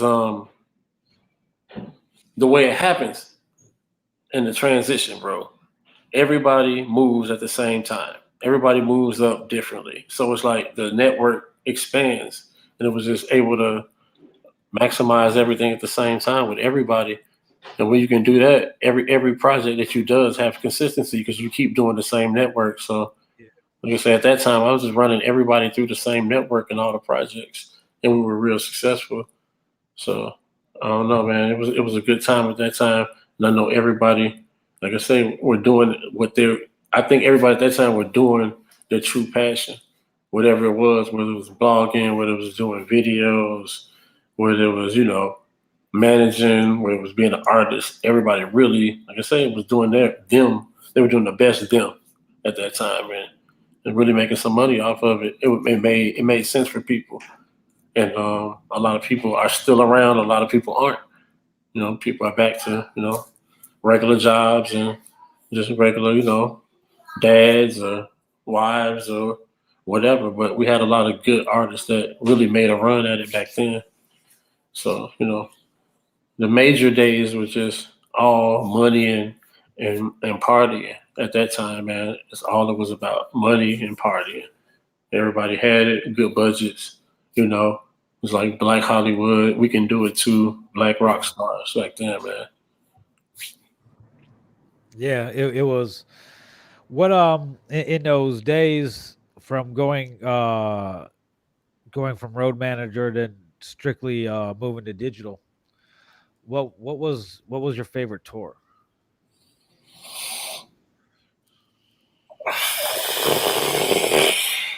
I mean, whoa. I mean, but I've toured with probably 30 artists, you know what I mean? So it's like everybody was different. You know what I mean? I did the very first Millennial tour. You know what I'm saying? So you know, Pretty Ricky is different than partying with, you know what I mean? 147 Cowboy. You know what I'm saying? Like Cal like it's just different. Like Dungeon Family, you know what I mean? Like these older Southern cats, you know what I'm saying? They different than you know what I'm saying? It's just like, you know what I mean? Again, these Indiana cats on tour with a New York person or but I done seen some crazy stuff and I done had some good times, man. Everybody just had a good time. That's the crazy thing. It was really no hating back then, or you hated with one person. Out of Yeah. out of all the clique, it might be just one person you don't like, you know what I'm saying? And that just be that person. But like I said, everybody kind of did stuff together. And it was like easier then because they was doing it together. We're gonna do a record together. I'm gonna put your fan base with mine. All right, bet. I'm gonna do a fan with him. He from it. And then everybody was just they were taking off. But I noticed that with the youngins now that's making it the Trippy Reds and all them, that's what they were doing. The whole SoundCloud rappers thing, you popping, you popping, you popping. They started doing their stuff together, mixing their markets, and that's why you got all these, little small rappers you wouldn't have heard of, Lil Tecca and all these, 22 G's and all these folks, you know what I mean? But it start locking down your area, and then the shit spreads naturally. People don't stay consistent; they don't stay down. You know what I mean? Because that goes back to you got to have a budget for this shit. They want to come and do it, and and they don't get the money. I mean, it's gonna take money. You know what I mean? So a lot of people aren't prepared for it because they have a false illusion. Man, it look good. It look good. It look good. Ville, I should be able to call you, get some studio time because I got this beat that I got off YouTube that I don't own.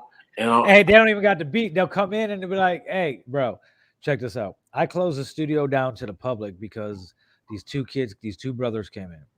One was 15, one was 16. They fucking come in. It was a Studio Beats appointment. They prepaid, online and everything. So they get there, and they didn't even have the beat. I had to. They gave me the link. They emailed me the YouTube link that I had to fucking go and download and fucking convert and all that shit. And then they start.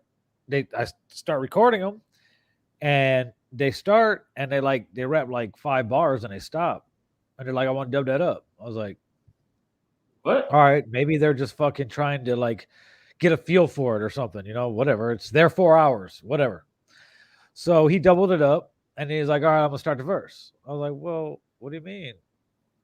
He's like, oh, that was the hook. I was like, that's not the hook of the song. That's not even the chorus part of the fucking beat. Like, he's like, oh, this is just how we're gonna do it, how we wrote to it. Bro, it was the most fucked up shit ever. It was start off with like a 5-bar hook, and then they went into like a fucking 11-bar verse, and it was weird, rapping about all types of weird shit. So after that motherfucking shit, I was like, you know what? I'm not gonna be open to the public no more. Cool. Made that bitch private after that. So But you yeah. want to let nobody else in the studio to waste time. No, fuck that shit. But what leaving the road managing, get into basically your own business, going to the digital side, being a freelancer. What was the transition like? Was it hard at first, or did you have enough people in the industry that you had in your little black book, so to speak, that it was easy to launch that new part of your career? No, it was cool because at that time, like I said, you were pretty much like label loyal. So you're pretty much, you know what I'm saying, loyal to a certain brand or a certain crew or a certain, you know what I mean? People weren't like too much like crew jumping. It's like either you did something or something else and you moved on or you're doing this, but a lot of people just weren't really affiliated with somebody who was doing things back then. You were pretty much, spawned off of something else, you know what I'm saying, or somebody. So like, at that time, like I say, I could get a job with anybody, you know what I mean? At that point, it didn't really matter. And, it was just kind of, like I said, it was good. It was simple. And, like I said, everything was cool. As long as LaFace was alive, I was alive. You know what I mean? So could always get a job, no problem. I was going to get a piece of somebody's budget for marketing, whoever's project is coming up. I knew I was going to be a part of the budget, so I was just one of the good things. So with that being locked down and being able to be so flexible, you know what I'm saying? That's why I just said, look, I was like, at that time, I wanted to be better than these fake A&Rs that they had. Because it would be like 58-year-old white dude. Have no idea what's going on in the industry, don't understand the culture or anything like that. I have to call them to see if the order was correct for this party or whatever, and if they needed me to do the marketing for the whatever, or this was already paid for, but I need to get the specifics. And I would look at the form of who to call, and it would be like Joel Jawinski. You know what I'm saying? Like I called him to be like somebody's grandpa. You know what I'm saying? Like what? Who are you? You know what I'm saying? Like. What do you mean? I came up with Billy Idol. Like, all right, bro. But a long time ago in a land far, far away. But you who ain't what, you know what I'm saying? Like they would be like, somebody crazy A&R, like this is who they stuck you with for A&R. You'd be like, yeah, bro, this shit crazy. You know what I'm saying? It like used to be shit like that. Like there's a lot of dope artists that I know that had terrible A&R. And like that's the reason like they really didn't get on when people be like, oh, they flopped or whatever. Like the support really don't be there because there is no support system because the people signed their album didn't know what the fuck was going on. Yeah, you got a fucking hood hip hop artist that got Dolly Parton's A&R for 12 years. You know what I'm saying? Yeah. Yeah, I just took over urban music. I'm like, what? You did what? What do you know about urban music? Right. You know what I mean? So yeah, those were the days, man. Like I said, so you know how it was. You have a contact at Sony, and next thing you know, he at Warner. You know what I'm saying? You know, you call him back. Now he, you know what I'm saying, such as a do rap a lot. You be like, God damn, but it was like a shuffle, like an 18-month shuffle. You probably had a project and a half or 2 projects. You know what I mean? If you didn't, you were gone. Just like an artist. You know what I mean? Better get to work and get your shit done. Hey, what have you done for me lately?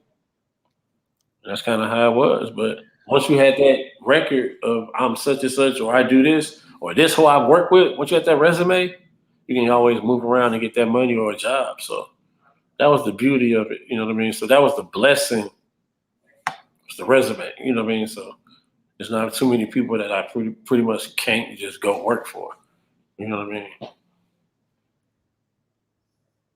Now we'll start getting into the shits. Shitty. Right around the time we're talking about, the blog era is starting to blow up. And there's a lot of artists that benefited from the blog era. Oh yeah. A lot of the older artists kind of fell off during the blog era because them and their teams weren't familiar with the technological landscape that had taken over the industry. Right. They weren't willing to adapt. Let's just say. Yeah, and that goes for the old independents and the old at the labels too, because that's what happens when you have, like you said, the 58-year-old fucking A&Rs. Technology starts shifting. They don't know what the fuck's going on. They don't leave the office every day and fucking listen to fucking music of the genre which they're fucking drawing a paycheck from. So an artist that really benefited from the blog era, who started making a name before the blog era, but buzz started to die down right before the blog era started to explode, was somebody that we both work with extensively, and I'm talking about Freddie Gibbs. Yeah. Little bro, little Freddie Gibbs, talented ass artist from the G. So there's been a lot of hoopla about him over the past couple of weeks. That comes around in cycles every few months or so. And I figured, I'm going to go there, so we'll get into the situations and the shits. So when did you start working with them? All right. The first interaction with Freddie Gibbs was when everything was really bubbling and buzzing. EG said, "Look, we got the appeal. We trying to get Charlie out. He about to be home. I'm about to crank this shit back up. I'm about to put some out." I'm like, bet, let's do it. So at that time, we were like, okay, we got budget. We just gonna do something small, 3-4 songs, maybe some features from some of the up and coming artists, and we're gonna see what pop. So we put it into the streets like, shit, well, who popping in the G now? Who such now? And da da da da da da. And Freddie Gibbs came up like a couple times. So I think EG tried to reach out to Freddie or something, and either it wasn't received or, you know what I'm saying, or they didn't connect. So we had an interview with Mary Downs and Murder Dog on the return to C.C.A. And E had just did a song on the Midwest Mobsters compilation, I think it is. And he used the hook from C.Mac one of C-Mac's old verses on the hook doubled up. You know what I'm saying? So you got that C-Mac and feel on the record with him, and he, you know what I'm saying? He went dumb, and then we dropped the cover. And in the interview, Mary Downs asked about Freddie Gibbs or who in the region. So it was an interview back and forth about who in the region. Such who you said something about like Mutt and Jeff now, and it was like, yeah, they really, you know, took the torch and helped, you know what I'm saying, along the grind family, this and that, and she was like, what about the new kid that's coming out, Freddie Gibbs? And he said, I don't know nothing about no Freddie Gibbs. I don't know who he think he is. Talking about he put it on for the G. Don't know if I put it on for the G, but C.C.A. And he took it as a blow. And he did a diss song or whatever. And, you know, folks wasn't going. It wasn't going to sit well. So he reached out to me and we talked. And I told him what was going on and why he felt the way he felt. And they talked about how they felt. And, you know, we ended up just kind of getting cool because he was sensible and he was a funny dude. He was funny as hell. He could just turn a situation and make it funny. So it was a funny dude. So it was kind of funny. So we became kind of cool, and I kind of squashed that shit. And he did what he did with the song, and he did what he did, and he kind of started doing some other shit. But I kept kind of fucking with Mr. Freddie Gibbs for a minute on what he had going on. This shit kind of caught fire like real quick, and it was kind of like, you know, sometimes you ain't prepared. Everybody wanted, but when it hit, you be like, oh shit, what I do now? So it was kind of in that. You mean I gotta work? It was kind of in that. Oh shit, whoa shit, whoa, oh shit. So yeah, it was kind of in that phase, but yeah, one of them right place, right time. You know what I'm saying?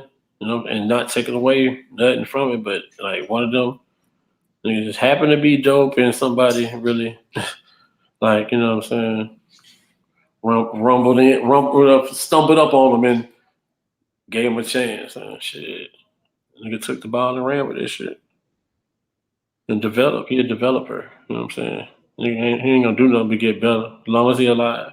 So yeah, that was some years. You know what I'm saying? We did some work for some years. You know what I mean? Good relationship as a personal relationship. You know, business, personal. You know what I'm saying? Sometimes it match, sometimes it don't. You know what I'm saying? And eventually, you know what I'm saying? Sometimes that shit do that. You know, that shit type shit. But like I said, you know, yeah, that was early shit. That was early shit, mixtape shit. Just, you know, good shit. That was the good days. And like I say, that was the internet. It was thriving. It was Bro, it catapulted him to like a major status. oh yeah. And even though it seems like it was fucking it was like an overnight thing. A lot of people don't realize how much work went into that early run. Like you say, it looked good, bro. It do look good from the outside looking in, like, damn, you know, but yeah. It was a whole lot of luck and a whole lot of work at the same time. You know what I mean? Because once, you know what I'm saying, if you do catch that break or that luck, you better be able to, you know what I'm saying, get it in. But one thing I say about him at that time was he had the right pieces around him working at the same time for the same thing. It was a constant push. So that was a plus for him. And the second thing was every song he rapped like it was his last one. You know what I'm saying? For some straight projects, straight features, straight albums, like consistently. Like he rapped like it wasn't no more tomorrow. You know what I'm saying? So I think that at that time was setting him aside from people, and they were jumping on him because he was like a visual kind of rapper. You can kind of feel what he was saying. You know what I'm saying? Kind of visualize Gary. He was kind of bringing a picture, real life for Gary for people. So you know what I mean? Like I say, people good storytellers. You know what I'm saying? Sometimes you see what you see from out the window, and you can describe it better than the next person. So you definitely one of those people who you can describe from that window. Yeah. Yeah, those early mixtape days were pretty fun. Like I say, when we're talking about like the loyalty and the this person over here at at this, and now it was like, you know, this person want to work with you and they got their own platform, but y'all used to, you know what I'm saying, y'all met at such and such and work, you know what I'm saying? So everything used to come full circle. And like at that era, like I said, everybody's working together to move up. So everybody was using each other to move up. You know what I mean? All the blogs, it was cool. Okay, he buzzing, cool. The blog buzzing, let's buzz together. It was like common sense, and people was taking you under, and then you had this, and it was just easy. Now it's so like commercial, and you got to pay for it, and you didn't have to pay back then. You know what I mean? You know, it was like Passion of the Weiss. You know what I'm saying? People don't even know about. You know what I mean? Get Passion of the Weiss and see. Yeah, like if you got on there, if Jeff wrote you up, you know, wrote up an article about you, then you're about to do something. In a whole demographic you never looked at. Never even thought about, never even knew existed. You know what I'm saying? So it's like he had those kind of plugs from, you know what I'm saying, the people that he had around him. You know what I mean? So this shit was just crazy. And then like if you were cool or you weren't, like people clashed or they didn't. So if you were cool with somebody, it was cool to call them. It was cool to get his number. It was cool to, hey, I'm doing this, or yo, I'm in Boston, or yo, we out here, or I'm out here by myself and shit. You know what I mean? And it'd be cool because like without who you met them with, that's like, you know, y'all cool now. That relationship shit back then was like the key for all of that, man. Where I know like a lot of us, like, you know, if you meet people through certain people, but you know, y'all have your own relationship now where, you know, it's bigger than the person you met them with. You know, you might not even talk to the person you met them with no more. But you know what I'm saying? You still cool with this person type shit. So, you know what I'm saying? Like those were those times. So the people who were able to make connections and be real, you know what I mean? Those people are the ones that's still around and still growing and respected. You know what I mean? So, you know, I just be quiet. I just be cool. Like it was like a job to me. So I didn't adjust to like the now, like Instagram, like fame, clout thing. It just hasn't registered with me. It's like if I say something, I say it because like that's how I fucking felt at that time, possibly, or whatever. You know what I mean? So it's not like I ain't do it because I needed some attention right then, type shit. And like that's now like more of what it is. It's like going back to the fake it till you make it. Like, you know what I mean? Not real shit. Then the more like authentic is what you know, it's what really won in our day. Authentic. You know what I'm saying? UGK was authentic. You know what I'm saying? 3-6 Mafia back then. Ooh, this gritty shit coming out of Memphis. These niggas crazy. You know what I'm saying? Country ass niggas. You know what I'm saying? We the Midwest. They country ass niggas from Memphis. Crazy. Like, I mean, it was, you know what I'm saying? Like, pimp ass nigga. And then these pimp ass niggas, 8-Ball MJG. Like, it was in the Midwest, you got music from all sides. That was the beauty of being in the Midwest. Because you didn't just get New York. They all in getting that New York East Coast shit, and then the rest filter in later on and all that shit. West Coast, same way, everybody. But Midwest, you got all of that shit. So niggas listen to Pop, Nas, you know what I'm saying, Bone Thugs, you know what I'm saying? A little bit of everything.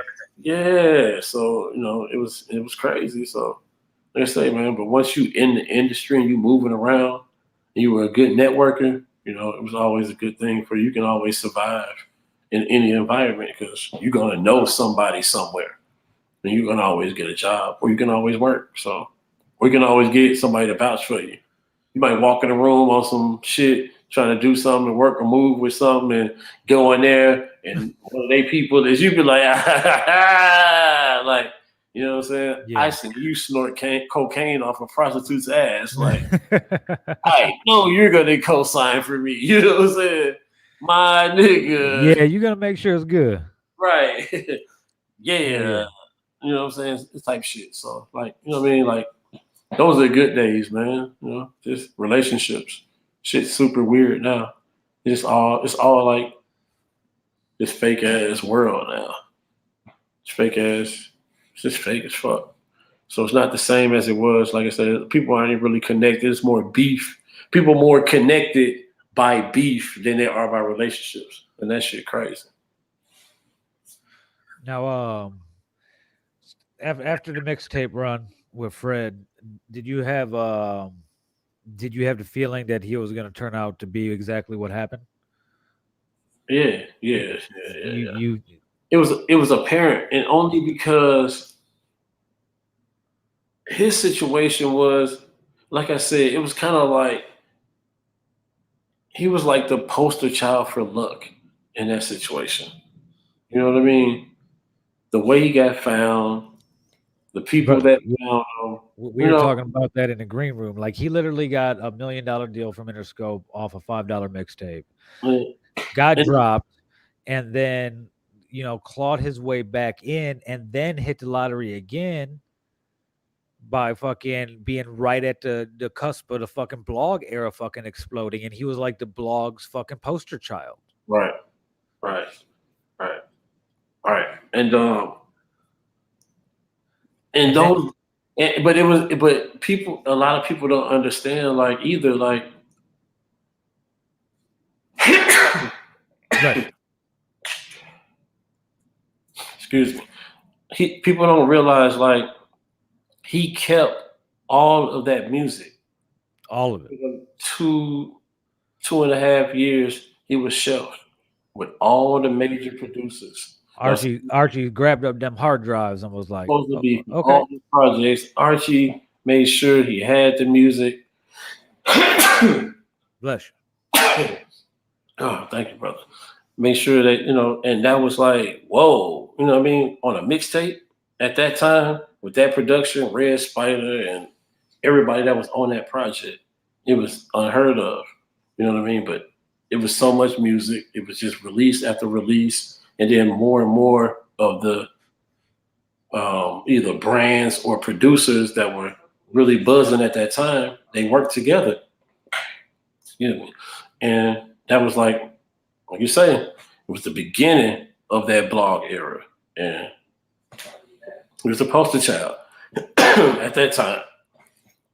Definitely. you could kind of argue that Fred started the mixtapes with the major producer placements because it was all the shit that was supposed to be from his debut album. I would credit him with street albums. Because you figure Live from Gary, Indiana, he had Just Blaze on there, he had Red Spider on there, had a Polo track on there, then he goes in, and that wasn't even anticipated mixtape. That was just like, yo, I'm still here type shit. Right. And then when Miseducation dropped, everybody was like, the blogs were like, all right, we're gonna champion this motherfucker. Then Midwest Box Frame dropped, and then he just, each one, kind of well, we know how it went. Back to back. I mean, you gotta think Burn One, Cardo. Yeah. It was like everybody at that time, you know. It was like I said, it was a network. It's like if you were the hottest producer, you were trying to get with the hottest at the time. And like I say, at that time too, like the festivals really meant something. Like South by Southwest wasn't commercialized. Excuse me. Just like how A3C's become now. Oh, worst. It was the worst this year that I ever seen A3C. You know what I mean? And I was there for the first one. I brought Do or Die for a reunion tour there one year. So, A3C was always a great, great, great festival. And South by Southwest, you actually had to be buzzing hip hop Invited. Yeah. to be invited to even be down there. You weren't able to just buy a club on 6th Street and do your own open mic and charge people to perform type shit. You know what I'm saying? If you were a rapper down there, you were doing something. You know what I mean? So, you know what I mean? Yeah, Complex would have their thing, or just all the different brands. So You have Two Dope Boys, Rap Radar, all that shit. It was weird, man. It was weird because, like I say, once you're down there, there's 80%, 75% rock bands, and country and soul, and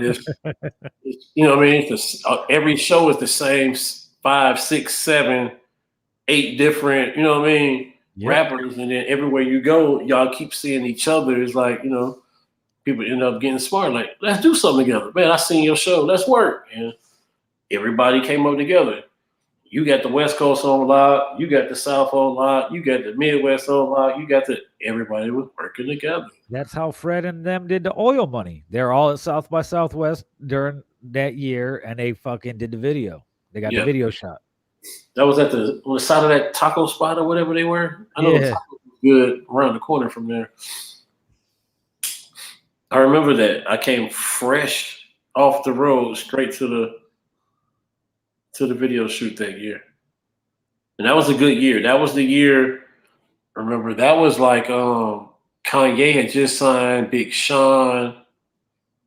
He had like Big Sean. Big Sean performed at the Good Music. Remember, that was the year that Kanye announced that he was going to be at South by Southwest at the last minute. That was the point where South by Southwest started turning into a fucking carnival. He did a Good Music showcase thingy. Him, Big Sean, and Bentley Farnsworth, and someone else. And they brought Fred out as a surprise guest. And I was trying to think what song was his song at that time. Probably Fuck the World at that time. Probably Fuck the World. Rest in peace to Josh the Goon. Man, rest in peace to Josh the Goon, man. Him and Speaker Bomb did that shit. They had their little production group, LA Riot, together. They did that shit. And, a lot of people, man, like Josh the Goon was a really, really good dude. So yeah, when people hear us say that, a lot of people say, R.I.P. Josh the Goon, or you hear Fred reference it, like that was a 100 dude, man. He was cool as fuck, real one. I had many conversations with him. Like I interviewed him like 3 times, and they just turned into like fucking 3-hour conversations that we never even fucking got anything done, but bullshit about music and. And he's partly credited to saving Fred's life too and his career. He's the one that paid for that ticket for him to come back from Atlanta. Who paid for it? That's what the story is. Oh, okay. And where was he? In Atlanta. Oh, okay. And who paid for it? Oh. Okay. But Josh the Goon's no longer here to corroborate. He did go straight to it. He did go straight to LA to Josh the Goon's apartment, to his couch, to get himself together, because he wasn't together at all. It was a very dark time. Mm-hmm. But that goes back, it's like he got 9 lives in the industry. He slid down a real slippery slope, but he shouldn't have got to the point where he's at today with the way you look. Everything happened. You get dropped. You fucking slip down a slippery slope. Get into a dark place. Pull yourself out with the help of the loved ones around you and the ones who believe in you. You come back. The fucking blogs love you. They fucking post everything you fucking put out, and you get a fucking magazine cover off the strength of, the strength of your fucking, you being an independent artist, and I'll still stand by that cover that year. It's the best cover ever. What, XXL cover? Yep. That freshman. I mean, it was him, Wiz, Nip, J-Rock, fucking Big Sean. Yeah, that shit was the best class ever. Like you can't even argue with that. Yellow Like Wolf wasn't Yellow Wolf for that year. I think he was too. Hold on, let me bring it up. I'm gonna bring it up. Fucking yeah, because that motherfucker that I think that was a Wolf 2000. was in the circuit too. It was like Wiz, Currency, Jackie Chain at that time was still moving around with us. Yep. Shout out Jackie Chain. I was just talking about him the other day. How like as fast as he came around, it was like where'd he go? You know, he only had a single deal for that record. He had a single deal for that record. I think he has like a couple marijuana farms in Cali now. Probably. Like I know for sure. Yeah, I just don't know what part he's in, but yeah. Shout out to homie Jackie. he was he was a dope artist. Yeah, You know? yeah. He killed he killed that fucking he was on a couple shit that were dope that were dope. Let's see. This was the cover 2010. I'm gonna share it real quick because we're fancy over here.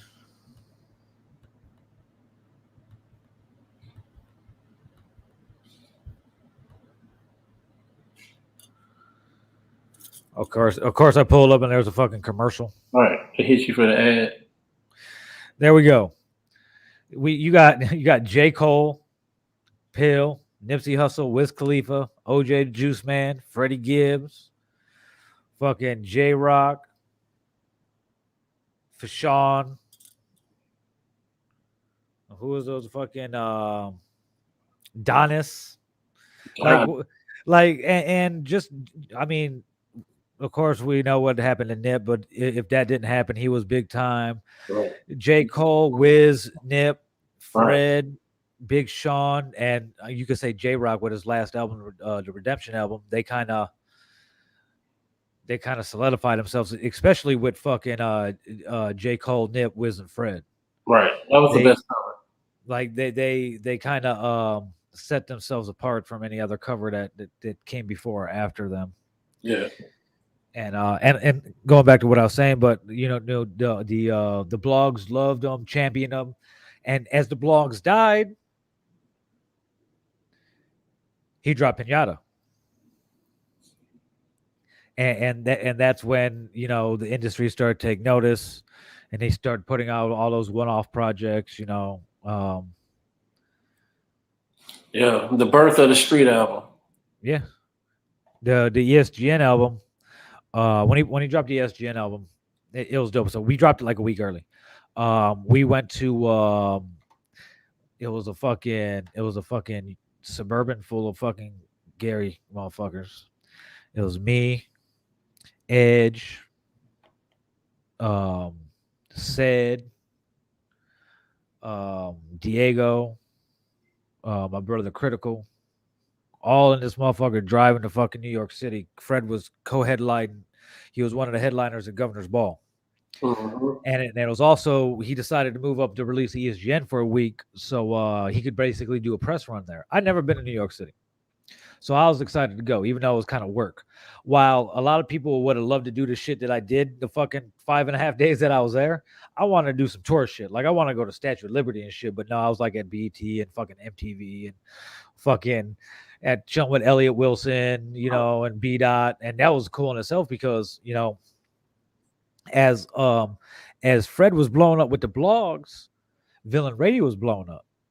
You know, I started Villain Radio as a blog in 2008, and then it started gaining steam and became one of Vibe's top hip hop blogs for 4 years in a row. But we grew together, right? Because I kind of probably hit the ceiling of where I was gonna go without putting any major money into like promotion and shit for it. But what ended up happening was he started feeding me. Archie started feeding me the exclusives, you know. So it would alternate between like me, Elliot Wilson, and fucking the smoking section on who would be getting the new shit to drop.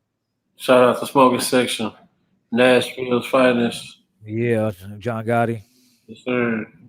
But so that's kind of what happened. And then I start writing for Vlad TV. That fucking faggot. Oh, am I not supposed to use the F word nowadays? My bad. That's not politically correct anymore. Yeah, but anyway, yeah, that's anyway. Punk ass bitch. I guess that's a better. There you go. There you go, punk ass bitch. Um, I was writing for Vlad, and Vlad wanted me. Vlad hit me up on Twitter about writing for him, and then asked me for a writing sample. I was like, "How are you gonna hit me up want me to work for you, and then want me to submit a writing sample?" Bro. I was like, "All right, cool." I was in the middle of writing a piece about Fred because he was gonna be the artist of the month on Villain Radio, and I was about to drop something off Midwest Box Frame. And so I sent fucking Vlad the article. He's like, "Well, this isn't it's a good piece, but we're not gonna publish it, and you can't use this platform to big up your homies." That's what his exact words to me. Fucking 4 months later, this motherfucker's like, "Yo, how can we get a motherfucking interview with Fred?" Sound all right. But so we kind of came up together and like that. But that New York trip was pretty dope. Bunch of shit done. Rocked out at Governor's Ball. Walk on stage. He's like, "Yo, go get the microphone from Izzo." So I walk on stage, and for some reason that day, Fred's like, "Yo, here, wear my G chain." When we're on the way to the venue, on the way to Governor's Island, I was like, "All right, whatever." So I walk on stage to get the fucking microphone, and there's like fucking 50,000 people in the audience fucking cheering. They have no idea who the fuck I am, but they're still cheering for me anyway.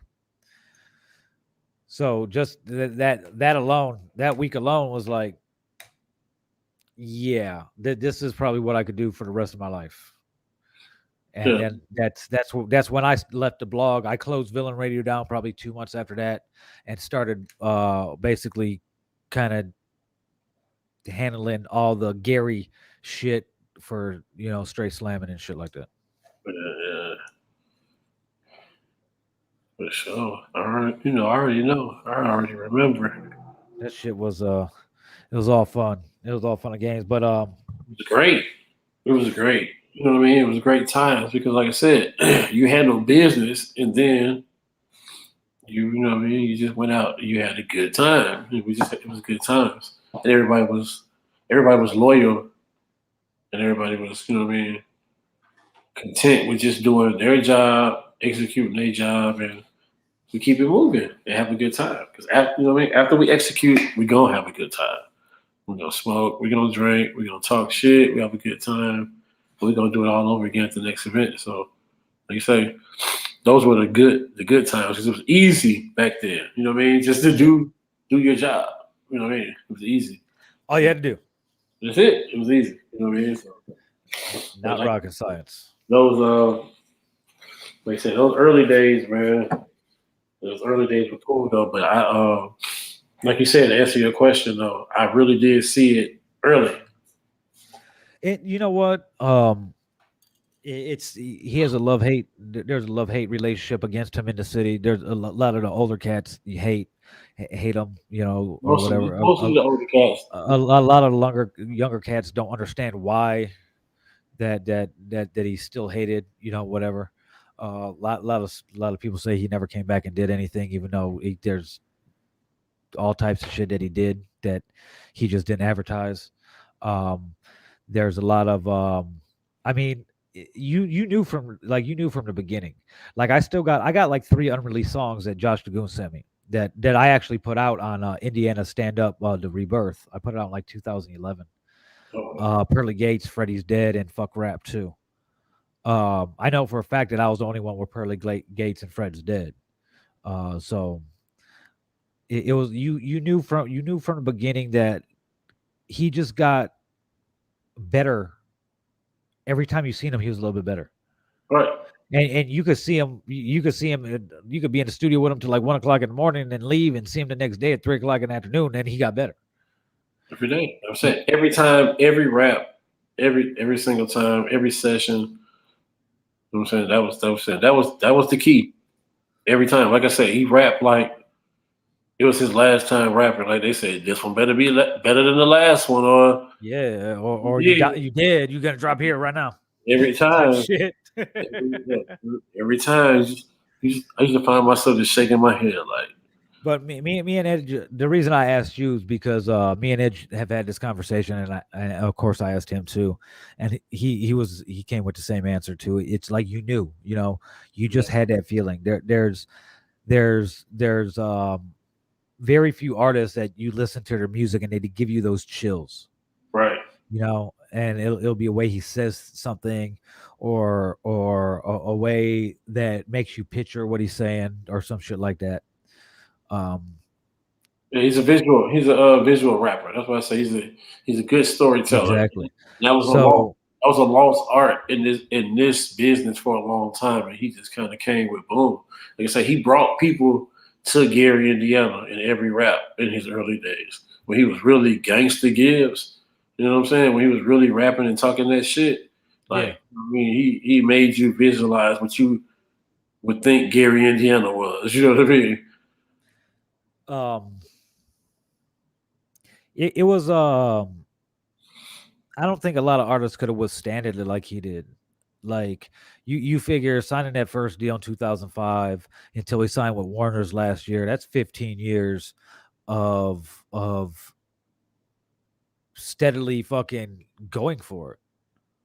Yeah, but like I say, and like we was talking about before, like I say, he had a 4-leaf clover in his back pocket or something because he was lucky as hell. He had his what he did was his foundation was so solid that he could always bounce back. You know what I Yeah. mean? Shout out to Archie and Lambo. They both knew what they were doing. Archie um what You got a grinder that's in the streets with you and doing day-to-day operations, and you got another manager who's actually working in that the works for a industry at a label. label building relationships. That worked for the label in the sync and video game shit like that department.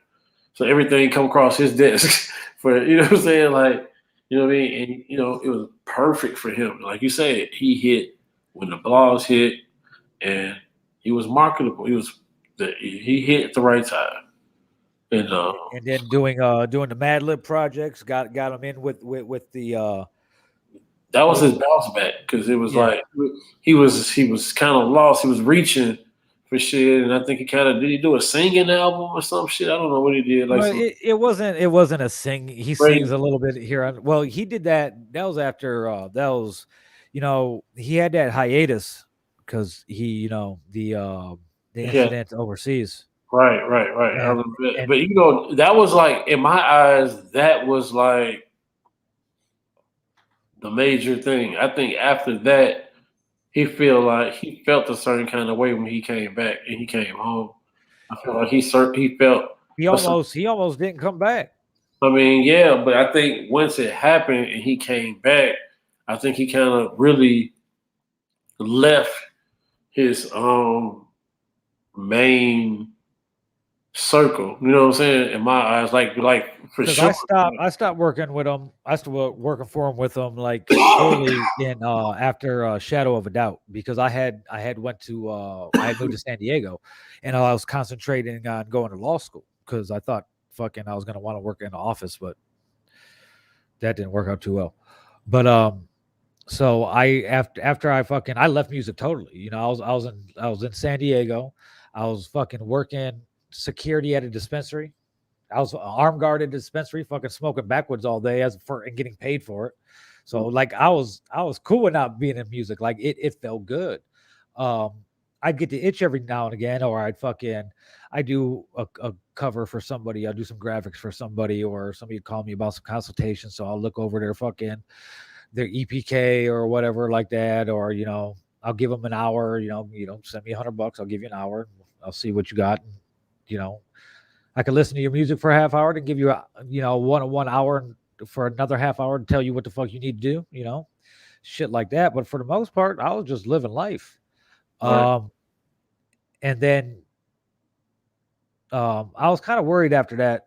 about him, personally, just because like I said earlier, I've known him for a long time, and the shit that went on overseas and everything, and then when he came back and was, you were waiting, you're like, damn, he was overseas for so long, he should have like so much music written. Like, why is he not dropping anything? From a fan standpoint, I'm like there's nobody like out rapping this guy, so like he got to say some shit about this, and then when he dropped you only live twice, you're like, all right, it's really gonna, okay, it was a little different from the shit before, but you don't necessarily, like, if you're a true fan of an artist, you don't want their shit to be the same after every album. You want to hear them grow, Right.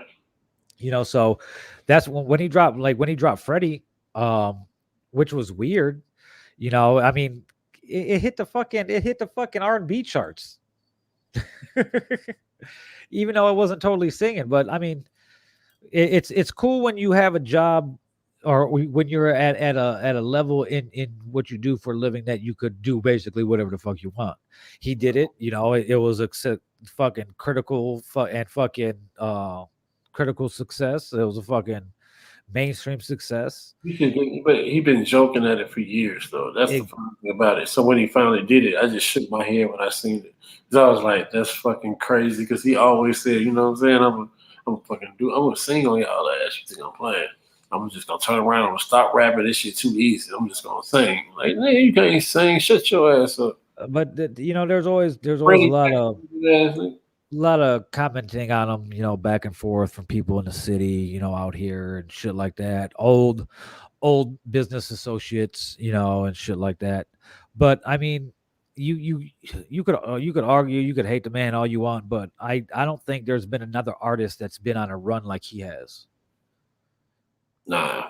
Like I mean, you go down the list. I mean, even look at his collaborative albums, just the two Mad Lib albums. The album he had with Currency, Fetty, was dope. Fucking Alfredo was fucking nominated for a fucking Grammy. Right. Which they had to give to Nas, even though Nas's album wasn't as good as Alfredo. Correct, but politics. Yeah, that but it's and all this shit now that's going on with academics, and it's funny watching it because I know him, and I know how he is, and it's academics is like fucking gonna blow a gasket, and Fred's over here just laughing at the whole thing. It's pure comedy to him. He is like, he the Soulja Boy of the Midwest. You know what I mean? He's just a troll. You know what I mean? He don't really mean no harm, but. And that's why when he was here, he was here over the weekend, a couple weeks ago, and as soon as I knew he was here, I went and pulled up on him, go chop it up with him, because I knew exactly where he was going to be. Right. As I pulled up, you know what he was doing? Walking up and down the street in front of his grandma's house, talking shit on Instagram, and I'm just fucking in the middle of the street laughing my ass off. Cause he ain't, man. He laughing. That shit's funny to him. Like, it's funny. If you engage him, then it's gonna be. He's like, got him. Like, it's what it is. Like, just leave it be. Just leave him alone, because you give him no ammunition. But if you go at him, he coming back.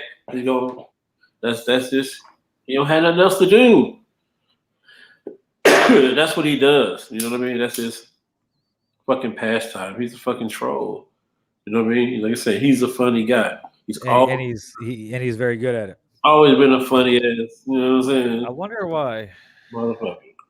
Yeah, it's yeah. I mean, it's all irrelevant to me, but yeah. It's. I mean, I'm happy for him. I'm looking forward to the new album. Everybody's been wondering what the SSS stood for, and it's now we know it's supposedly sold separately. Basically saying how he didn't have to sell soul to get to where he's at in the game. Yeah, but you sacrificed a lot of people, in the process. Maybe not yourself, but you sacrificed a lot of people, a lot of other people. So a lot of people sacrificed a lot to get him where he is. Yeah. There's no way. I mean, when you say how did he survive and the 9 lives and the bounce back, I mean, There's a lot of people involved in that. there was support if you didn't have nobody to come get you when you was in a bad predicament. You know what I'm saying? In another It was a very multifaceted team. you somewhere else in somebody else's city, you fucked up going through some drop this that on the verge of, you know what I mean, have somebody that boom got your back, support you, will get you back, get you to some other people that get you right, and you able not only to get away from where you was and what you had going on to somewhere else, another environment. That was like some Fresh Prince of Bel Air shit that happened to this nigga. You know what I'm saying? You went from West Philly to goddamn Bel Air right quick. You went from some bullshit going into out here to being able to cool. Not only do you have a couch to stay on, you got a couch to stay on with some artists. You know what I'm saying? That's plugged out there, got something going on, and you cool and you comfortable. You can record, you get your mind right there. You know what I'm saying? That's the best time to come out with some shit. You know what I mean? And shit, I mean, it was a bounce back. So after that point, it was pretty much you couldn't drop no further. You know what I'm saying? So any drop off ain't nothing but at that point. So I could see how he kind of like, all right, you know what I mean? You know, I kind of withered the storm. So like I say, after the allegations overseas and bounce back, you know what I'm saying? Shit, you know, that's resilience. You know what I mean? So if anything, no matter what you think, at least you give him that. He's resilient, but talent will take you far. Would you work with him again? Yeah, I mean, he little bro, man. I know him, and I know how he operate, how he think, how he don't trust. You know what I'm saying? How he moves. So it's like, you know what I'm saying? Like I told him a long time ago. It's like, yo, you know, we had a vow. Like music industry will make friends into enemies, and no matter whatever ever happened in this shit, we'll always be cool. You know what I'm saying? Kids, you know what I'm saying? Like, you know, daughter call it, oh, that's Uncle Fred type shit. Like, you know what I'm saying? We'll always be cool. You know what I mean? No matter no music shit. So at the end of the day, it's like if a nigga ever need me or want me to come in and help him with some shit, I always got the nigga back. But you know, you gotta explain your actions as a man too. You know what I mean? But you know, I fuck with him. I support him. You know, I call it like it is. I'm gonna voice my opinion, no matter who like that shit. You know what I mean? Because I ain't scared of nobody to worry about nobody gonna say. Because I speak the truth, and I was there through a lot of these motherfuckers' careers and seen everything that they done did. So rights, wrongs, faults, all that shit. You know, so I didn't call shit from the beginning, but you know, you sometimes, like you say, you have to do what you do and not really involve yourself in the rest of that shit. But you know what I'm saying? Like, you know, I would definitely help, like I say, again, just to answer the question, like if he needed something, if he needed me, I would help him out. You know what I mean? But you know, I'm not about to get there. But hey, buddy, you all right? Type shit. You know what I'm saying? Hey, like when I pulled up on him, that motherfucker looking at me like, "What the hell are you doing here? Like I thought you were in Cali." I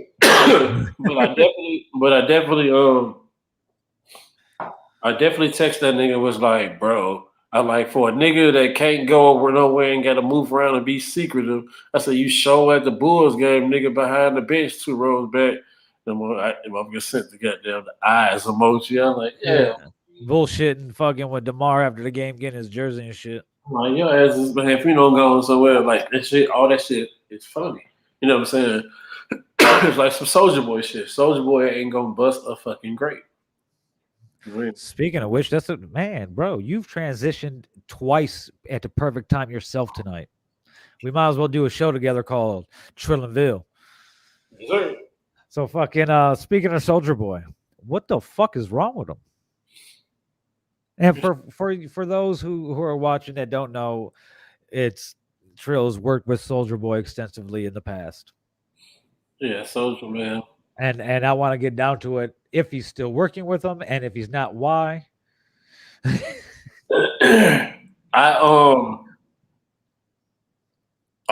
figured out that the best way when you're dealing with people, no matter how what tends to happen when I work with artists is we end up having a relationship. You know what I mean? Yeah, We end up yeah. cool. That's exactly. I'm the same way.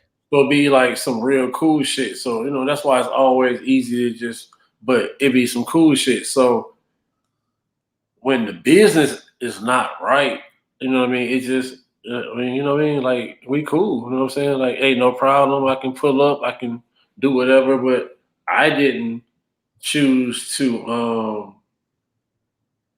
I felt like I couldn't trust nothing that he had going on after he went to jail the last time. You know what I'm saying? It just got Okay. out before the, make it clap and all this new stuff. You know what I mean? But Okay. right before, you know what I mean? Like, just had a whole another run going. You had people support going, doing shows, working. He just got the deal with, I think, Virgin at the time. But and then you go to jail, like, you know what I'm saying. So it's like that should be crazy. Like, that's almost like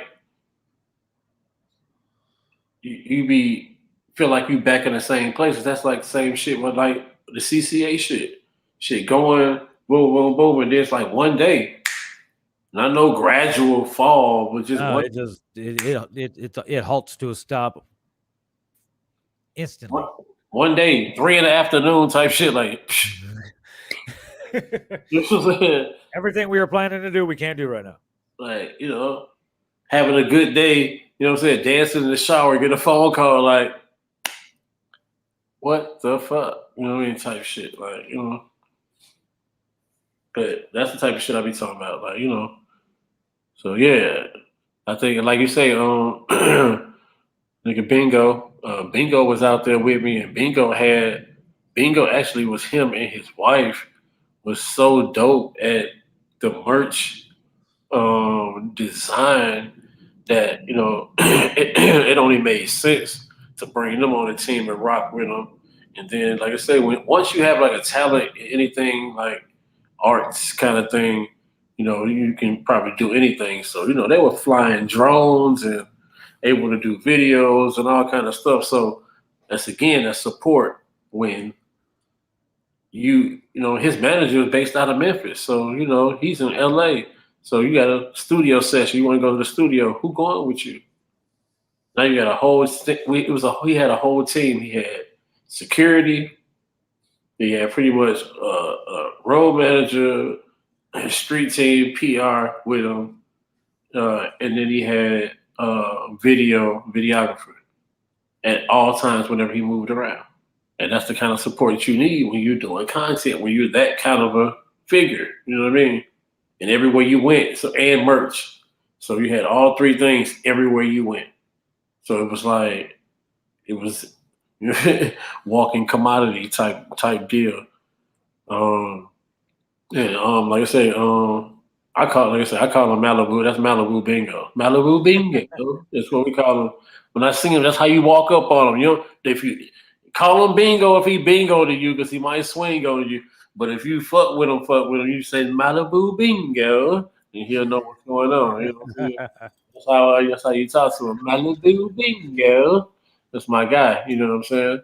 So you know what I mean. But designing that good shit and doing that. But I know it was like they had produced the new jackets, the new shoe, the whole rebranding for the SODMG and all that. And it was like, I think the day before, everything, I think the shoe came in. We had all the everything else, and it was like, yo, we'll meet tomorrow. And calling. I was like, oh yeah, Soulja went to jail. Like, what? You know what I'm saying? So it'd be shit like that. And it'd be like, you like on the way. Hey, we on the way. We about to bring. It's cool. Look at this. We got the new da about to go down. These tours, the merch set up, and well, that's Just like that. how it go. We no longer require your services. And then he comes back and he's Making it clap. A little mentally unstable, but He is aren't we all a little bit? not like that. Not like not, that. not like that. Not like that. He's a special breed. I see them spaz out about tacos. So Oh shit. yeah. I what were wrong with the tacos? We were in Warner Brothers Studios. 1:30 in the morning. He say, "I'm hungry." Everybody look around like, well, shit, you didn't smoke 74 blunts in this motherfucker. I bet you is. And we all got a contact. I'm hungry too, motherfucker. And nigga like, y'all got a runner? He's like, yeah, we hit the button and the runner come up here. That nigga hit the button like 12 times. You know what I'm saying? Until that nigga appeared in the room. You're like, not getting up here fast enough. You called for the runner. My nigga said, yeah, I want Taco Bell. So I guess he had been there before, so Taco Bell like right around the corner of one of the places they go. So he's like, all right, bet. He's like, let me get my pad. And he's like, oh, I got it. He pulled it out. That nigga say like some crazy shit like, yo, let me get like 2 hard tacos, no lettuce. Let me get 2 soft tacos, nothing on it. He gave this nigga the most difficult order ever in his life. And then said, you got it? He said, yeah, I think so. He said, now get my entourage order, and walked off. Nigga. When Buddy came back and that shit went exactly like he said, that nigga hit the roof. That shit was the funniest shit I ever seen in my life. Boy, I just had to leave the room and laugh. I was like, boy, I didn't want my little 2 soft tacos. No, I don't even care right now. Fuck the tacos. You know what I'm saying? All right, when we get home, fuck this shit. Like, yeah. Hey, I didn't see that nigga snap out some tacos. That shit was the funniest shit I ever seen on some diva type shit. You know what I'm saying? Like, you gave me the most difficult. That's like saying, hey, remember 77892. And they be like, all right. And as you walk in, you be like, 745, 2364. You know what I'm saying? Oh, you like, what the fuck? Like, he gave him the most difficult order you could ever think of, and then said, and get my entourage order too. And it was like 12 people in the room. You know what I'm saying? So yeah, needless to say, the order came back fucked up. Man. Oh shit. Yeah, little dude. Oh man, what the fuck? You going back? No, not you. What the other runner? I knew I should have sent him. He looked like a nigga when they got the order right. You know what I'm saying? He got that high pitched voice. That shit be funny as hell. As soon as they leave out the room, like he would laugh. Like he's the funniest person ever, bro. You know what I'm saying? Like to see somebody like be chilling, being himself, regular, just smoking, chilling, vibing, and then like a celebrity or somebody call on FaceTime and they go grab every chain of his and put them all on right quick before he answer the FaceTime and be like, yeah, what's happening? You know what I'm saying? Like he's just like a fucking character. You know what I'm saying? Yeah. Definitely seems like it. I don't want nobody to hurt little Soulja. Leave little Soulja alone. We trying to convince him to just chill out. But he's a troll. He's a little troll. And maybe a little bit of brain damage from drug abuse. Definitely. Yeah, I mean, I just would say, yeah, you should. I would just say, yeah. I was just, you know what I'm saying? Something's definitely not right. Everything in moderation. You know what I'm saying? Come on, he looks like a fucking zombie from the Thriller video. Everything, you know what I mean? Like I say, in moderation, you gotta kind of coast sometime and not just, you know what I mean, pedal to the metal, Yeah, pedal to the metal, all right.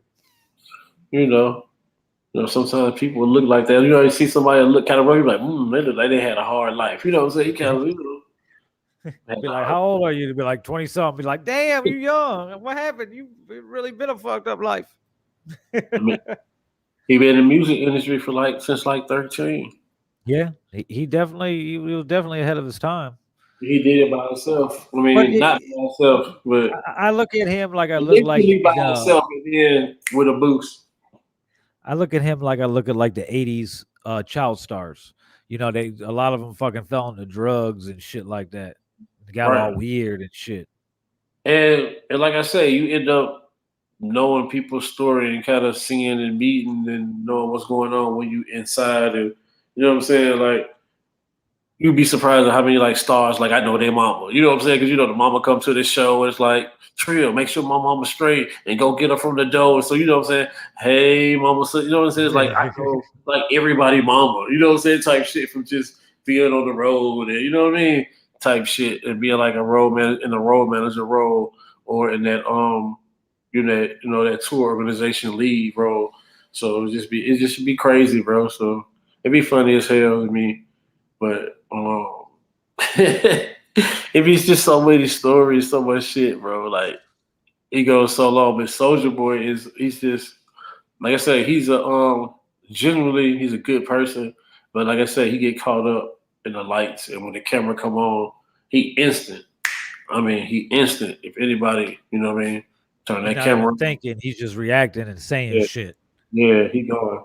You know what I'm saying? He going if he in okay, I'm tough soldier, I'm in tough soldier mode, then everything he got going on is I'm tough soldier. You're not gonna be able to tell him nothing about nothing. You know what I'm saying? And I really thought this time he was gonna kind of be like, my bad, or not even my bad, but just kind of Kind of a relax a little bit. just kind of whatever, just something kind of non-aggressive. And when it wasn't that, like I said, I kind of addressed it on my radio show today.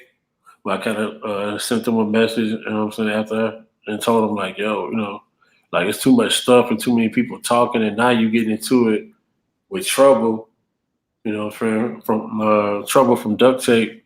And, he at you, and you talking about his friend, and you telling him, and it's like, come on, man. It's like, you next. What you gonna do? What you trying to do? You know what I mean? So it's like, I think a lot of these people, but they do that because that's like they crutch, and Yeah. they don't understand that they have the talent to carry it. But I almost feel like they might be that little badass little boy like we was, bro, and they bored with this shit. And it's the only It thing might else be they got to do. that might be just it. You I know, mean, I mean, man, the only other thing I can do right now is, you know what I'm saying, Buck, go in the studio, got it. Give me some tight shit. I'm gonna kill it. I'm gonna make it happen. You know what I mean? But I'm bored. Let me get online. I got plenty of time. I got time today. You know what I'm saying? They own this I got online. time. Yeah. And Online. Fucking with people, picking with folks. You know what I mean? So then he go all crazy and shit. yep. Yep. Because you gotta prove it. You trying me. You Now gotta prove it. look, well, young Dolph was tragically murdered the other day, and then Soldier went. Soldier was soldier. Soldier gonna soldier. I really thought he was I didn't think he was gonna do it. I really thought he was gonna be like, And that's really bad because you know the guy. I didn't expect it. But again, a lot is the element that you're around. You know what I mean? And like I say, clicks change and shift and all that kind of stuff. It affects you. So I Yeah. mean, yeah, you got people around you that's trying to prove something to you. So if you got real tough guys around you, you got to act tough too, because you're trying to be the dominant over them. So you gotta be, if you on that tough and blood and all that, you have to do that. You know what I mean? So it's just risky. People don't understand. Like some people don't play like that. You know what I'm saying, if you ever met a real nigga that ever told you, "Hey man, I don't play like that," you will understand because you will feel Yeah. it. Yeah. You gonna know why he said he don't play like that. Yeah, all right, bro. You know what I'm saying? That's some shit you ain't gotta say. So you know what I'm saying? So that's pretty much like, But yeah, trolling goes too far sometimes, man. Shit. 50 do it, a lot of people do it, but them different kind of level of niggas. So it's just like, man, sit your little bitty ass down sometime. Shit. Like them my folks. Paper route, shout out Paper Route Woo. You know what I'm saying? All them folks over there, man, cuz, oh, man, like, for real. Like, that shit is crazy, bro. Like, quit. You tripping. Is Hey, you ever get, I know you, oh, yeah, because you used to fuck with Fred. So you've gotten phone calls like, hey, man, what's wrong with your boy? yeah. You know what I'm saying? Hey, man, what's wrong with your boy? Oh yeah. Oh yeah. What what's your status? You still working with Soldier? Only on a contractual basis. You know what I'm saying? On Yeah. certain things, I did not go on a millennial tour. Um, I guess it was a good thing too, considering he just got suspended the next 3 events. But Yeah. still, that's the same. That's what I'm talking about. Shit that we were just talking about. You know what I'm saying? I can't trust you to, you know what I'm saying, sacrifice my time to your whatever, and you go to jail, or you know what I mean? You suspended from your own shit. Like, this shit crazy because you can't take your ass to Memphis. You just tell some shit about some Memphis. You know what I'm saying? Him and Freddie Gibbs, the only niggas that talk shit about a motherfucker in a city before they go there. Because why not? Why? Why not diss Jim Jones before I go to Harlem? You know what I'm saying? Who cares if my DJ get wounded? Like, he's a dummy. Like, that shit's stupid. You know what I'm saying? Dumb as shit. You know what I'm saying? Soldier, hey, fuck y'all. Fuck you. Fuck Dolph. Fuck you. That spit you out. Put money on your head. Oh, he died. Fuck him. So what? Spit him out. Oh shit. I got a show in Memphis on Sunday. Who does that dumb shit? You had a show in Memphis. Right. Everybody else scared. Everybody's scared. We ain't performing if Soldier coming. You know what I'm saying? They gonna kill him. Hey man, it's justified. I mean, you can't do that shit. You gotta know when to stand down. But like you say,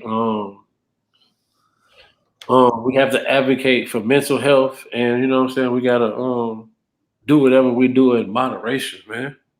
That's all to it, bro. And it'd be crazy. Like it's the best people, like at heart, be the worst people in character. If that makes sense to anybody, you know what I'm saying? Their characters fucked up because they've been fucked over so much that it just kind of fucking ate away at them. Right. But you know, they still have that soft spot just because they know they've been that person. Yeah, for sure. Out of you've worked with all types of people, as we've talked about. Who's somebody you won't work with again? Oh, it's a list of them motherfuckers. It's a list. And I bet it's a bunch of local motherfuckers with no budget. Oh, them. That's not. We ain't even gonna talk about them. That's a whole nother show. That'll get them one more YouTube view that they don't deserve. But I'll say, who would I never work with? Oh no, I don't really turn down no money. Not no label money. But who would not fuck with? Who don't I fuck with? I can't pick nobody in Atlanta. I'm gonna need security. These niggas crazy. There's so many niggas, man. Especially niggas don't know how many people on the independent level that I even fuck with, bro. There's a lot of them. Like it's a lot of, you know what I mean. I at one time said I wouldn't fuck with no Gary artist. So I said I know how Freddie Gibbs feel. The niggas was mad at me like, oh he because he biased. No, because y'all actions. Now I actually can say I see what the nigga talking about. Now y'all mad at him about some shit that's for real. You know what I mean? Y'all can't let people give y'all the blueprint and then y'all don't follow it and then be mad. You know what I'm saying? Because y'all want a handout. Just give me a feature. Nigga, I'm up here. You want me to do a feature for you for free that you ain't gonna promote. You know what I'm saying? Type shit. Like, you know. Should be the weirdest shit ever, bro. Bro, I swear. You know what I mean? So it's a lot of the underground artists, but I mean, like for Indiana, I had a real Indiana run. You know, I had, you know, of course, we did our thing with C.C.A., you know, which pretty much spawned Rick Gilla and Will Skrilla. You know what I'm saying? We had Lady Lexus. Had her run. We had who else did I work with out of Indiana? Street Life Cartel Yeah. in Indianapolis. The first group out of Gary I ever signed was Texas Nicky Scarfo. Yeah. Uh, Very instrumental in their early stuff. who else? Shit. I think shit. I got the first motherfucker that Fred ever signed. G. Scott, his deal. Shit, that was some bullshit, but I should have worked it, and it's kind of my fault. And I never got a chance to tell him that shit was my fault because I should have took him over there and made sure everything went since I took him over there. We had a Yeah. prior relationship when he was a teenager. You know what I'm saying? That when he came to me, because he was a hustler, he came Yeah. to me on the phone and was Yep. like, he was just a producer. He wasn't rapping. I do beats. Da da da da. Fuck. I'm like, how old are you, nigga? You know what I'm saying? And he was like, man, my parents, they be tripping. And da da da da. I'm trying to, but he was dope. But then years later, he put out a song or something. It was like doing something. Nigga said, G Scott. Well, I said, G Scott. I said, love G Scott. Nigga's like, nigga ain't little no more. I don't know about little, but I like, my bad. You know what? Talked to that nigga was like 15 or 16 or some shit. He was doing beats. Like, oh, that nigga rapping. He nice. You know what I'm saying? I hit him up. He was like, oh, shit, nigga. Yeah, yeah, yeah, yeah. You know what I'm saying? He was like, all right, woo, woo. It's cool. And we got to chopping it up. And I was like, I got you. You know what I mean? What else you got? And he had some dope records. I'm like, bro, look what I'm about to do. I'm about to get you on. You know what I'm saying? Because he was talking about I needed a song with Fred or whatever. Like, nigga, you need to be the first nigga that he put on the label. And everybody else could come out. But the young nigga need to come first. And I was like, I ain't there, but hey, I'm about to send you to the edge. You know what I'm saying? And shit, we sent that nigga over there, and you know, everybody at that time was still in their own. I know Edge was working, Edge was doing his thing. You know what I'm saying? He had a lot of work that he was doing. That nigga was like producing, engineering, hype man. You know, That he was. that nigga was babysitter. That nigga was, you know what I'm saying, a psychologist. He was everything pretty much at that time. So he was kind of, I know he, you know what I'm saying, you say he fumbled or whatever. I mean, he couldn't really deal with everything he was dealing and deal with G. Scott. So I feel like I was the one who kind of dropped the bag on G. Scott. But it was a good thing that that's like a that's like you fumbling and a nigga don't score on you. You like, at least the niggas didn't score. I feel good because G. Scott still went on to kind of put his mark on, and he's still doing his thing. So, but yeah, that was another thing. That was another artist like G. Scott was dope, young because he was just doing beats. You know what I'm saying? So when he started rapping, yeah, G. Scott was hard. So he was another one. I got so many stories with people, man. It's like it's crazy. I just keep thinking of more and more people like damn Coley and Troop. You know what I'm saying? Troop was my nigga. I miss Troop. You know what I'm saying? R.I.P. Johnny Troop. Feel me? Mr. Greek. You know what I mean? I had booked Al Coleon for a show. And they called me, we in town, you know what I'm saying? Like, we in town, you know what I'm saying? You talk like a mobster, you know what I'm saying? It'd be funny as fuck. So I was laughing at it, but he was like, we put it up, you know, but ended up talking to Johnny and them niggas was like downtown somewhere on like fucking 27, 30 floor or some shit, penthouse type player ass shit. And went up there, chopped it up with him and shit. I was trying to kind of interview him and get some shit for this little shit I was gonna do, and I couldn't concentrate. We was on the balcony, we was up so goddamn high. They passing these big ass blunts around and shit, talking shit. You want a drink? Hell no! I'm scared. No, I want to get off this balcony right now. Then we go inside, motherfucker. You know what I'm saying? And then he was gonna headline the show. I think it was like him, Sean Paul from the Young Bloods, Chella, and somebody else, and he didn't show up or whatever. 2 days later, he called me, Trill. I'm like, what's up, man? I'm like, what? When I got pulled over, Man, they was fucking with me. I was like, oh, yeah, leave it to a goddamn Indy, come to Atlanta and go to jail. So needless to say, he didn't perform or whatever. But a couple other times, like I say, anytime they were moving around, because Johnny was really moving artists around and fucking with them. I mean, I know from Rick to Al to Rico Reckless to, you know what I mean. He had a good, you know, he was a good dude.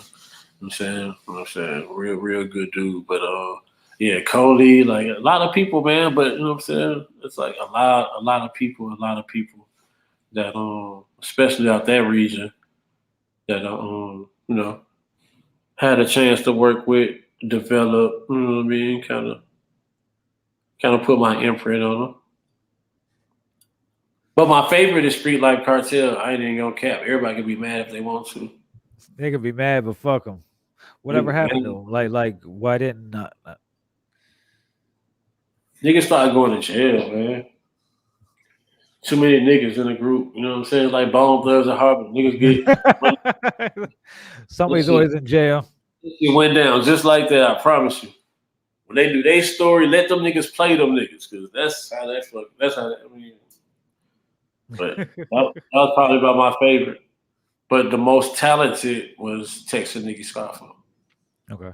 Them niggas at that era, because they were like the young Dipset. Yeah, they're fucking dope as shit. Like, and they complimented each other so well. Yeah, That shit so still slap. those are. I hate that the project, and I wish I could find it. I'd pay them too, just so we could put that shit out because I think it's really kind of timeless. But the project that I brought them down here to Atlanta to do before we start working with each other, and they were super young and kind of, you know, them niggas is some Gary niggas in Atlanta, you know what I mean? But we did get a chance to finish the project.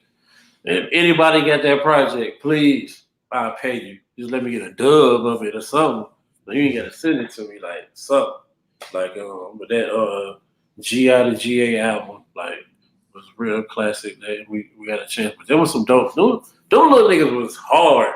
I don't care what nobody said. Yeah, And like they I said, their wordplay was different than anything that we heard before. Their them whole flow was like niggas like, hey, what's happening? uniquely original.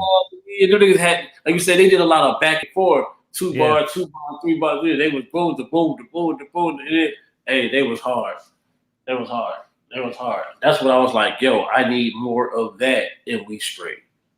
They're not doing that. Let's do what they're not doing. And put some of that soul, some of that country shit. I had them in all the studio with Polo the Don, you know, Jazzy Faye, all that shit. Like that project is dope as fuck. And I hate that I lost that laptop with that project.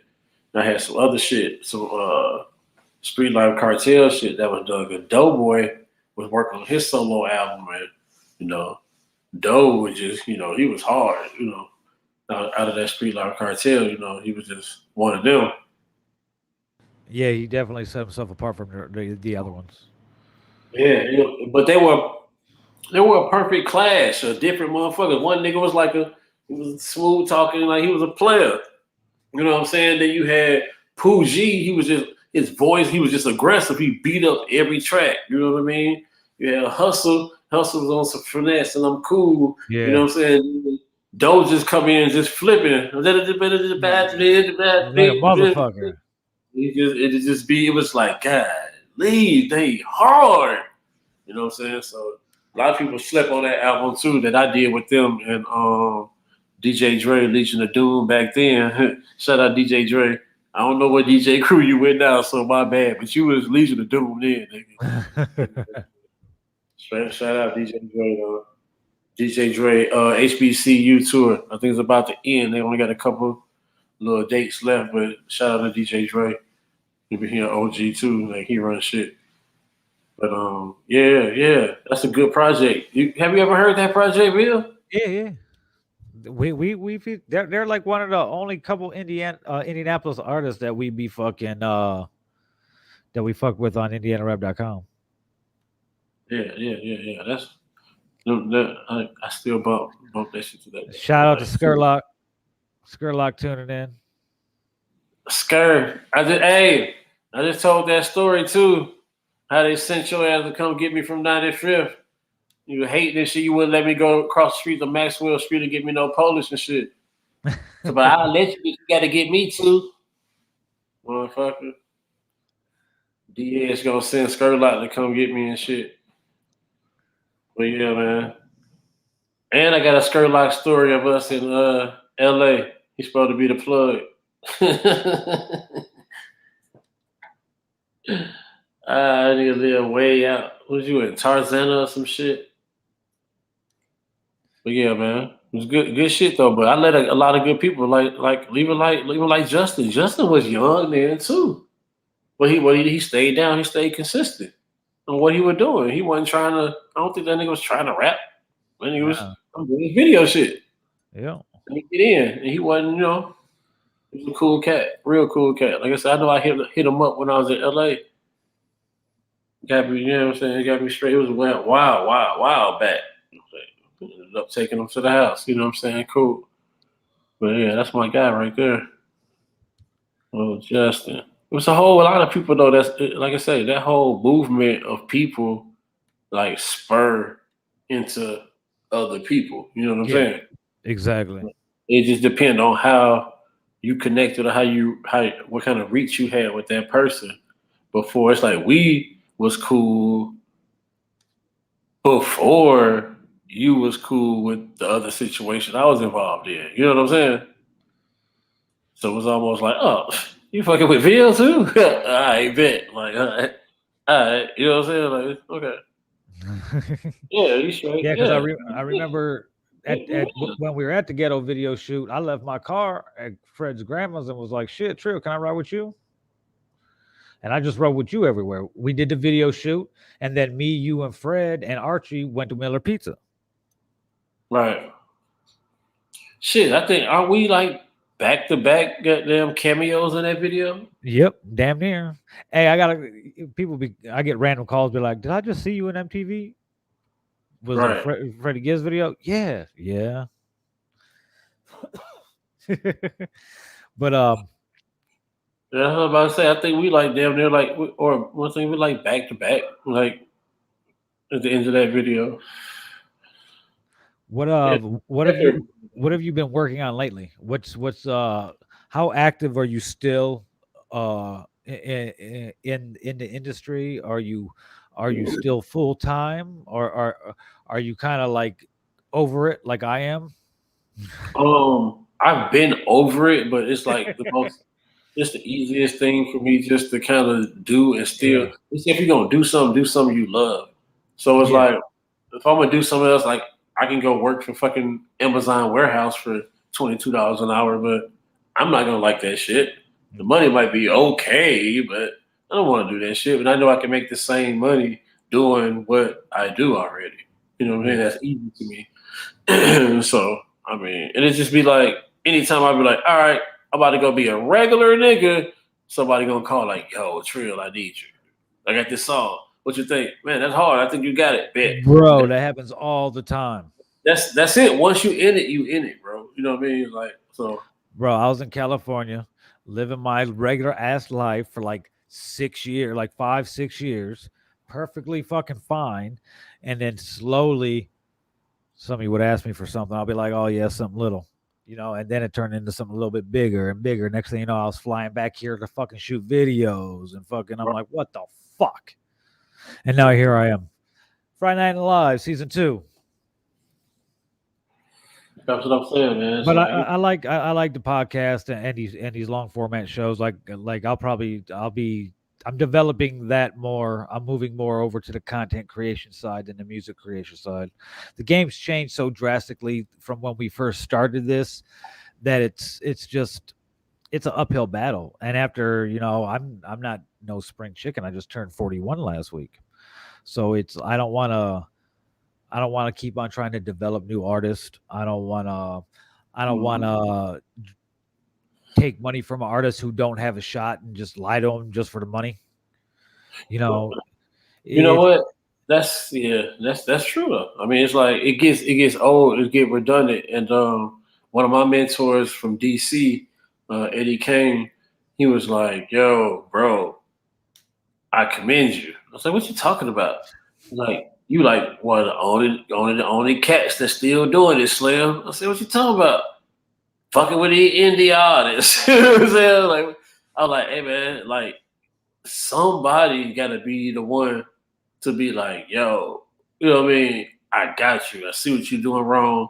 Just like Wendy Day made that call. You know what I'm saying? It's like I just feel like you just need to Yeah, exactly. reciprocate what you got just as it's just appreciation to me because she ain't have to call us and say shit. And we to continue At selling all. out the trunk, not knowing shit, not knowing you know what I'm saying? Oh shit, number 27 on the Hot 100. Who the fuck would know that? We don't sound scan. We don't pay for that. We was getting it on a fax machine. You know what I'm saying? So I make a copy, I fax it over. Like, you know what I mean? Oh shit, y'all need to increase this. Can you get more inventory? Oh, it's about inventory. Yep, you need as many scans as you can get in sound scan stores. Cool. Like I say, like I think that people like us like deserve a certain respect because we sold records. We're like the last clan that actually sold records. You didn't have to get a stream where somebody just pick up their phone and play your song and it count toward a buy. And we actually sold records. We bought, pressed, and sold a product. You know what I mean? And that shit ain't easy. So just shout out to all the OGs, man. If you ever stapled a poster to a motherfucking pole, If you ever shout big shout out. If you ever built a display in coconuts, you know what I'm saying? yeah, I remember when BFK came out, I was in Vegas for that summer. I was launching my t-shirt line Infinite Threads. So fucking Archie and Edge was like, "Yo, I'm gonna send you some shit." I was like, "All right."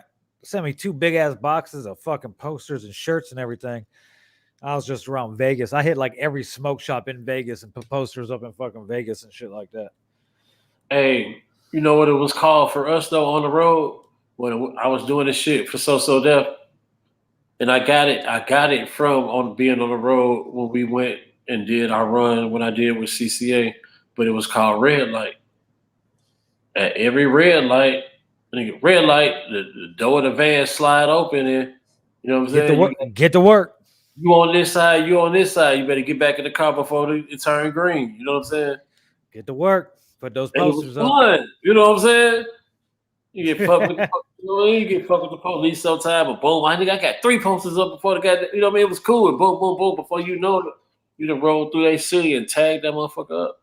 What you currently working with any new indie artist? No sir. You answered that shit real quick. No sir. I'm fighting the temptation.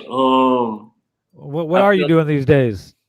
I mean, I feel like I came close a couple times, too many times that I just could do it, but it's almost like keep jumping woman to woman, thinking you go find the right one type shit. Like so, it's like, I think I'll just stay right here. But no, right now I'm just doing still doing consultant on the digital side of things. Okay.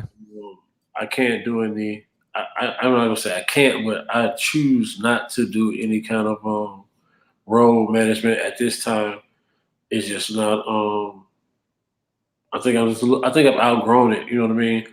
I really want to. I really want to like train labels and teach them the importance of the art that it is of having a digital marketing side and a actual street marketing side coexisting at the same time and how it works. You know what I'm saying? Because that's kind of pretty much the reason why motherfuckers would say, "Hey, we got this tour, we need you." You know what I'm saying? Because of the way it was set up, and people didn't understand like how they were missing everything. You don't have no Yes. merch. I didn't think about merch. What do you mean you think about merch? You know what I'm saying? You headlining and people are coming to see you. They'll buy a t-shirt. Like, they'll buy a hoodie. What are you talking about? Oh, okay, you know somebody that'll do, man, okay. So now it's like, hey, I'll just give you a percentage to do it. So I'll set everything up, you know what I'm saying? Press it up for them, you know what I mean? And just pretty much get a bottom percentage off of like each date, or if it's a one-off date, we just do it like that. But that's pretty much what I'm doing right now. It's just showing everybody like one package, one thing. You don't have to have 8, 9 different people doing everything. Yeah. We got your digital marketing. If you got on tour, you're on tour. Okay, we're gonna do your whole tour. If you got a project coming out, we'll do your project. We do the digital side, and we'll, what I'm saying, attack certain markets in the streets with, whatever we need. And that's just what excuse me, the best thing um, going right now as far as what I got going on. So I'm still open to moving around or whatever. It's just the right move. Like Soulja, not going nowhere with you, buddy. I'm not going. I value my life too much. I'm not. I don't have time. You know what I'm saying? So not doing it. But you know what I'm saying? But just moving around, man. And I do the radio show right now on Fridays, and they're gearing up to go to the FM side of things. So Okay. that would be a different commitment. I did FM radio for 2 years already here in Atlanta. So I'm trying to see if that's kind of where I just want to end up and just give me a good, 5, 10 year run and just chill out. You know what I mean? Yeah. With a good show. So, the morning show round is, pretty packed and really competitive. You know what I mean? So it's like, Yeah, it definitely is. that's Ricky Smiley and Tom Joyner and Steve Harvey, Yep. Breakfast Club, you know what I mean?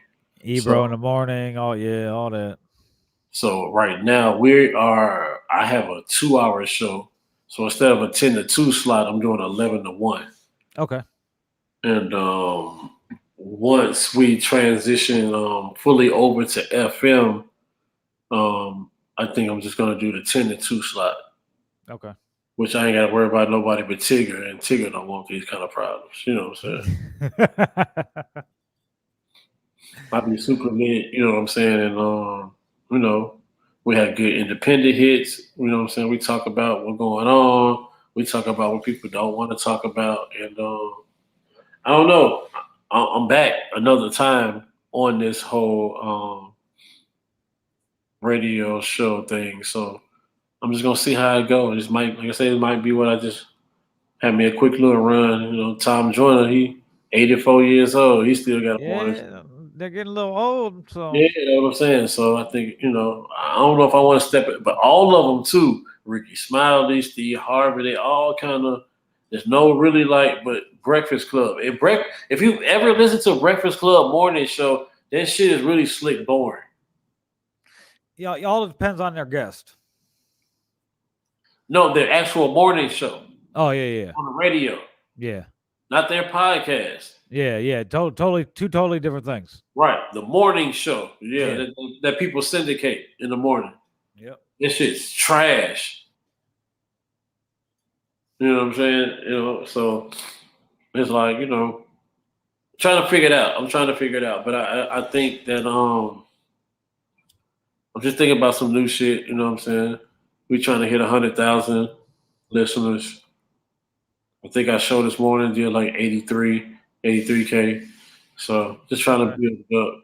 The app is cool. It really made a big difference so people can listen all over the world. So we were able to build a fan base before actually getting like the call letters and the FCC official go ahead and the antenna. So we kind of did it reverse, and I said, let's try it that way.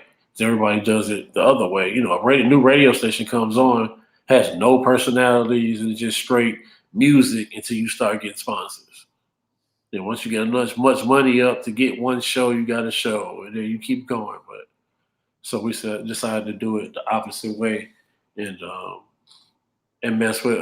We got syndicated shows from all over, so that's pretty much what I'm doing right now, and kind of controlling it and doing everything as far as the programming. So I do independent music too on Tuesday. So everybody who complaining or whatever about they can't get on or don't nobody give them a chance or whatever, you have a station that's Now's your chance.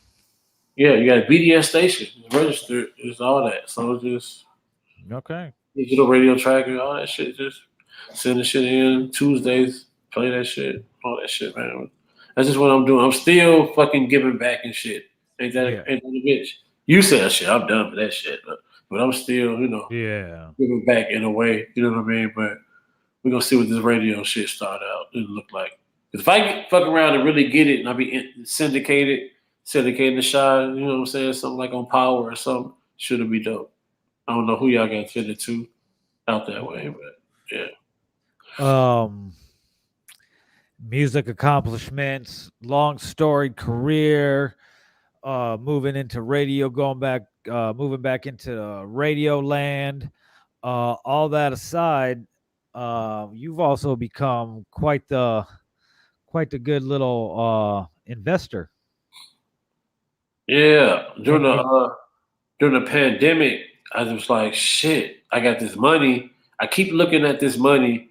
I get a reminder notification of my updating my balance every day. So I'm looking like I got this money. It's just sitting here. It's not accumulating nothing. It's just sitting here. So a friend of mine, again, one of my mentors, Eddie Kane, was like, "Man, I'm investing in everything. I'm just buying." He's like, "I'm buying one share of everything I can buy." But it was buying one share of a lot of shit. You know what I'm saying? Yeah, boy, I got 100 shares for real. I mean, what? Nigga said 100 things. So he was just buying a one share of everything. Like, fuck it. So I was like, all right, let me really learn this shit. So um, I had my daughter at the time, and we were doing virtual learning. So I would have to get up in the morning already, get her up and get up. So I was up anyway. I just started watching YouTube on training on how to like do the stock shit. And at that time, Trump was in office and it was booming, everything was jumping. So I kind of self-taught myself, lost a little money, and it was addictive. You know what I mean? It's almost like gambling. Exactly what it is, but yeah, yeah. exactly what it is. But it became addictive. But at that time, I was just getting in, and Eddie was like, "Yo, it's this shit, Doji Coin. You know what I'm saying? You need to go on getting this Doge shit." Nah, nah, nah, nah. He's like, "Man, you know what I'm saying? I got me one share of that shit." That shit was like, at that time, it was like maybe 2.5, 3 years ago when that shit was first coming out. Yeah. That shit was like, you know what I'm saying? A hundred, a thousand of a penny. Like, you know what I'm saying? Why'd you Yeah, just buy one share then, Shannon? you buy one share. So I was like, man, I don't trust this shit, but I'm gonna try it. That was the first thing I ever bought. Okay. Paid 200, and 200 gave me like all these fucking shares. I was like, huh? How the fuck you get all this shit? So every week I was just doing 200, 200, 200. It's just trying it. They would go up and this and that. Just the little money it was making. I was like, I like this shit. This is better than of sitting in a fucking checking account. It ain't making no Yeah, money. So I exactly. dumped all that money into that shit and just kept going, with my regular shit. And then started trading. And at that time, pharmaceuticals was hot because everybody was trying to figure out the next COVID cure. So I did all my money on, it was like 8 or 10 people developing, and I put money on the top 5. You know what I'm saying? And one day, this person got FDA approved. This person did this. Boom, boom, boom. They all hit. And I took all that money and put more into the Dogecoin shit because that shit was just an account. I could just sit money in it. One day, that shit just went crazy. Started going up like a motherfucker. And I was like, wow. I was like, that would be crazy if that shit hit like 10 cents. I would have, and it would be like, pfft. And then it was like one day I woke up and that shit was like 37 cents. I was like, I need my inhaler. You know what I'm saying? This was like some crazy shit. So I can't breathe. I panicked and I took, you know what I'm saying, like half of it out. Or I took like my initial investment out and left the rest in and took a little bit more out, invested it more into the pharmaceutical shit that was going And crazy. I bet that original investment paid off quite nicely. Yeah. So one day again, the hype and CNN and Trump passing this, and it was like a bill that fast track the next 10 cures to make sure they get all the $1 trillion in funding for the such and such, and they all went crazy again. I sold all that shit and put more into that Dogecoin shit. And then I was like, I got too much fucking money in here. I said, exactly like this. These white people gonna get me. And I took some more out, and I got some Bitcoin. And then Okay. forgot about that shit and just started teaching myself on how to day trade. Okay. And I started day trading with like 20 grand, and something go up a week, 23% on 20 grand, you good Yeah. for the week. You know what I'm saying? Yeah, to say the So, least. so when you consistently, 7% this week, 9% this week, 22% this week, you know what I mean? You able to, you know what I mean, take their profits out weekly and swing trade, and then when it, for whatever reason, 75%, you know what I mean? It's like, wow, great. You know what I mean? 75% on 20 grand, so it's like stuff like that. But one day, One the day. whole Dogecoin shit just started. I just started seeing posts everywhere. Dogecoin, Dogecoin, Dogecoin. I was like, ain't that shit Eddie Kane told me to get? And I had stopped using that particular platform. I was using Robinhood, and somebody had put me on the Webull because I can trade earlier and trade later. And Yeah. he's like, how you make the money? So he showed me how to make money before the stock market would open. Okay. Giving y'all a motherfucking game, boy. But motherfuckers miss out. Robinhood, they can only trade to like 6 o'clock. So a rumor or something come out at 8, they can't wait to get in. But we didn't got in at 4 in the morning, and you know what I'm saying. Now the price going up. They get in, drive it up, and then we sell that shit by lunchtime and sit back and drink margaritas. You know what I'm saying? Yeah.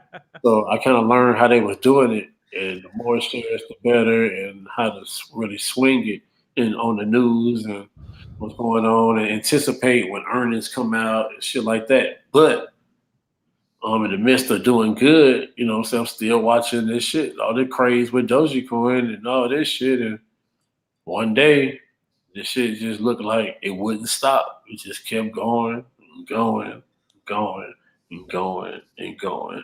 And you looked in your account and you're like, holy shit. And I said, if this is a mistake, they're gonna have to sue me for it. They're gonna have to, I'm taking it all out right now. And I jumped ship on that ass. You know what I'm saying? It's like hitting the casino. You be like, cash out, cash out, cash out, cash out. That ticket can't come out fast enough. Yeah, it was. Yeah, I hit cash out. I don't know how many times. You know what I'm saying? But yeah, it was like, wow, woo, awesome shit. And the nigga told me about it.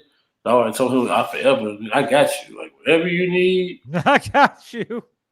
You know what I'm saying?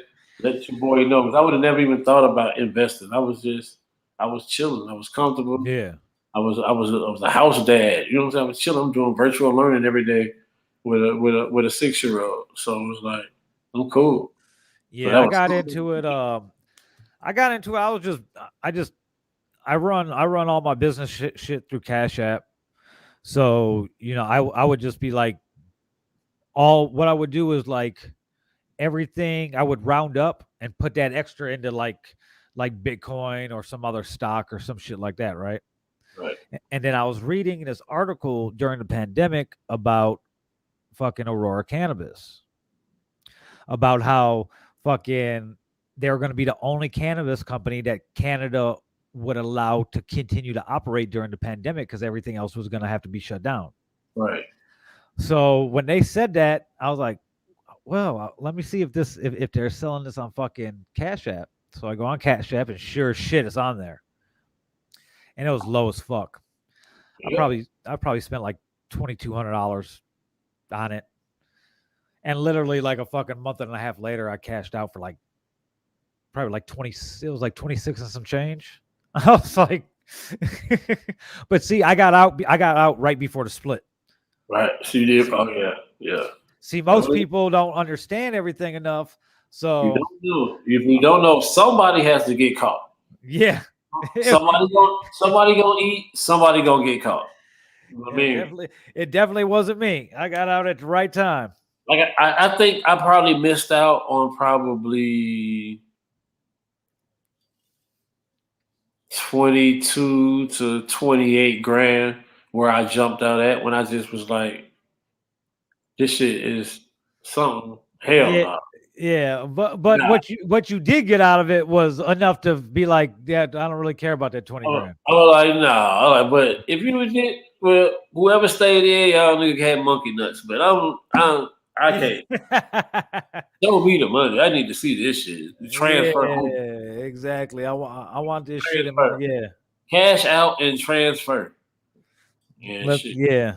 Yeah, so the Aurora paid me pretty good. I made quite a bit off the Aurora, and then excuse me, with the I didn't get as much as I should have with AMC, but I made a nice little chunk. Mm-hmm. Caught the AMC. Yeah, you're supposed to. And see, like And here's the thing, the AMC, I forgot I had them because it was one of the last things that I bought on Cash App before not like I wasn't really fucking with it with stock tip no more. So I moved over to Robinhood for a second, and I forgot about it. And I bought these AMC shares when the pandemic started, and they plummeted when they had to close all the shit down. mm-hmm. And I forgot about it at like totally like, and then all of a sudden like everybody's like, fucking AMC is going crazy, and everybody's posting on Facebook like, oh, if you invested in AMC last week, you'd be making a lot of money. And I'm thinking, I invested in AMC like fucking 15 months ago. Bro, I got on Cash App and I went to the little stock part, and I was like, oh yeah, I'm getting fucking new shit for the studio. Yep.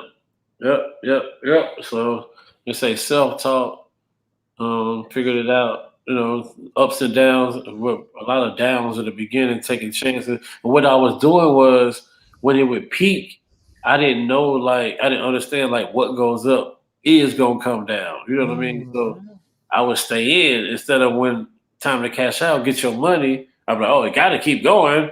So I would lose money when it. Not necessarily. Right. So that's how I lost in the beginning. And what a lot of people got to understand, the market's been volatile during the pandemic. It usually don't fluctuate the way it's been doing for the past 2 years. Right.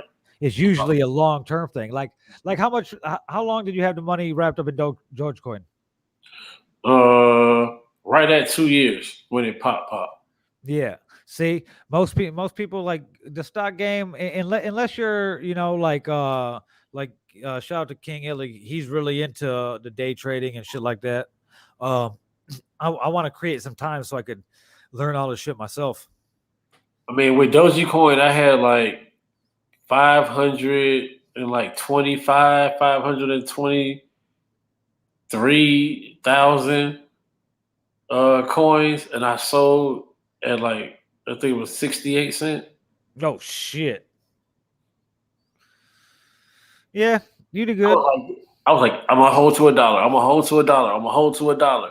And I was like, well, let me just see what would be the cash out. I was like, shit. Give it. Bro. Check out what happened with me with Shiba. I bought a shitload of Shiba in like fucking February, March. Right. Just for the fuck of it. It wasn't even a lot of money. I think I spent like fucking $38. And I got hundreds of millions of shares. And it's going up. I got a nice thing in there. Got a nice chunk in there. I was like, man, this is a real good return. I'm gonna hold on a little longer. The fucking iPhone 13 Pro comes out. I go get the new phone. I don't download the crypto.com app at all. I wasn't getting no notifications when it started falling. While I'm still ahead than what I got in at, Right, but you lost. the unrealized gains that I lost out on, like I would already made the move to Vegas. Hey, I said, I think it'll be 2 weeks yesterday to please get out. Like, Yeah. no, I said this, and everybody called me bitter, hater, whatever. I said, Oh look, yeah, I read the comments. They're remember, calling me everything. I said it's just been the trend. I'm not hating, Yeah. but once there's a hype and everybody starts to talk about it, they pull the rug. So be careful. Get your money. And I said, I'm getting out. And I did. And I made money. You know what I'm saying? And I put it all into CRO. You know what? I'm mad I didn't put it on that because now that they got the naming rights, that shit jumped. And I put it out. Do you see? Do you follow? Do you get notifications for it? Yeah. CRO hit CRO what 35.1% yesterday. Yep. Oh no, 2 days ago it dropped like 15%. Yesterday everything dropped. But Yeah. the day before, yeah, 35.1%. I got in at like at 26. I think it's at 51.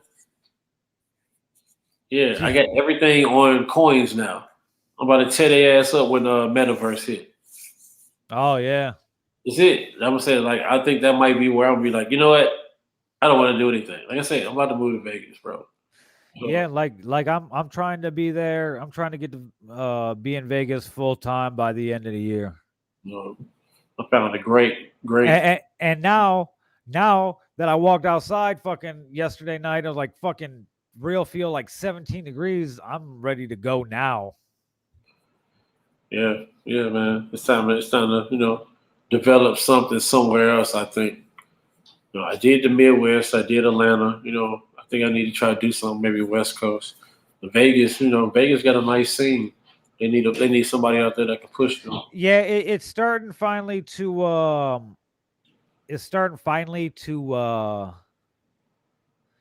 get to where it should have been a long time ago. Right. For such a it's a transient state, for a city that's so big and grown so much, and the talent that's come in and out of there. There's not very many people that have gotten on from there. Like really, the old school R&B group 702 and maybe Dizzy Wright, and in the urban music genre, and then you got the Killers, Right. but other than that, it's Vegas hasn't really produced. There's a heavy metal, new age, like a comeback heavy metal band in the mid to late 2000s 2010s called Taking Dawn that was pretty good. But other than that, like I was very surprised when I moved out there. There was no type of scene for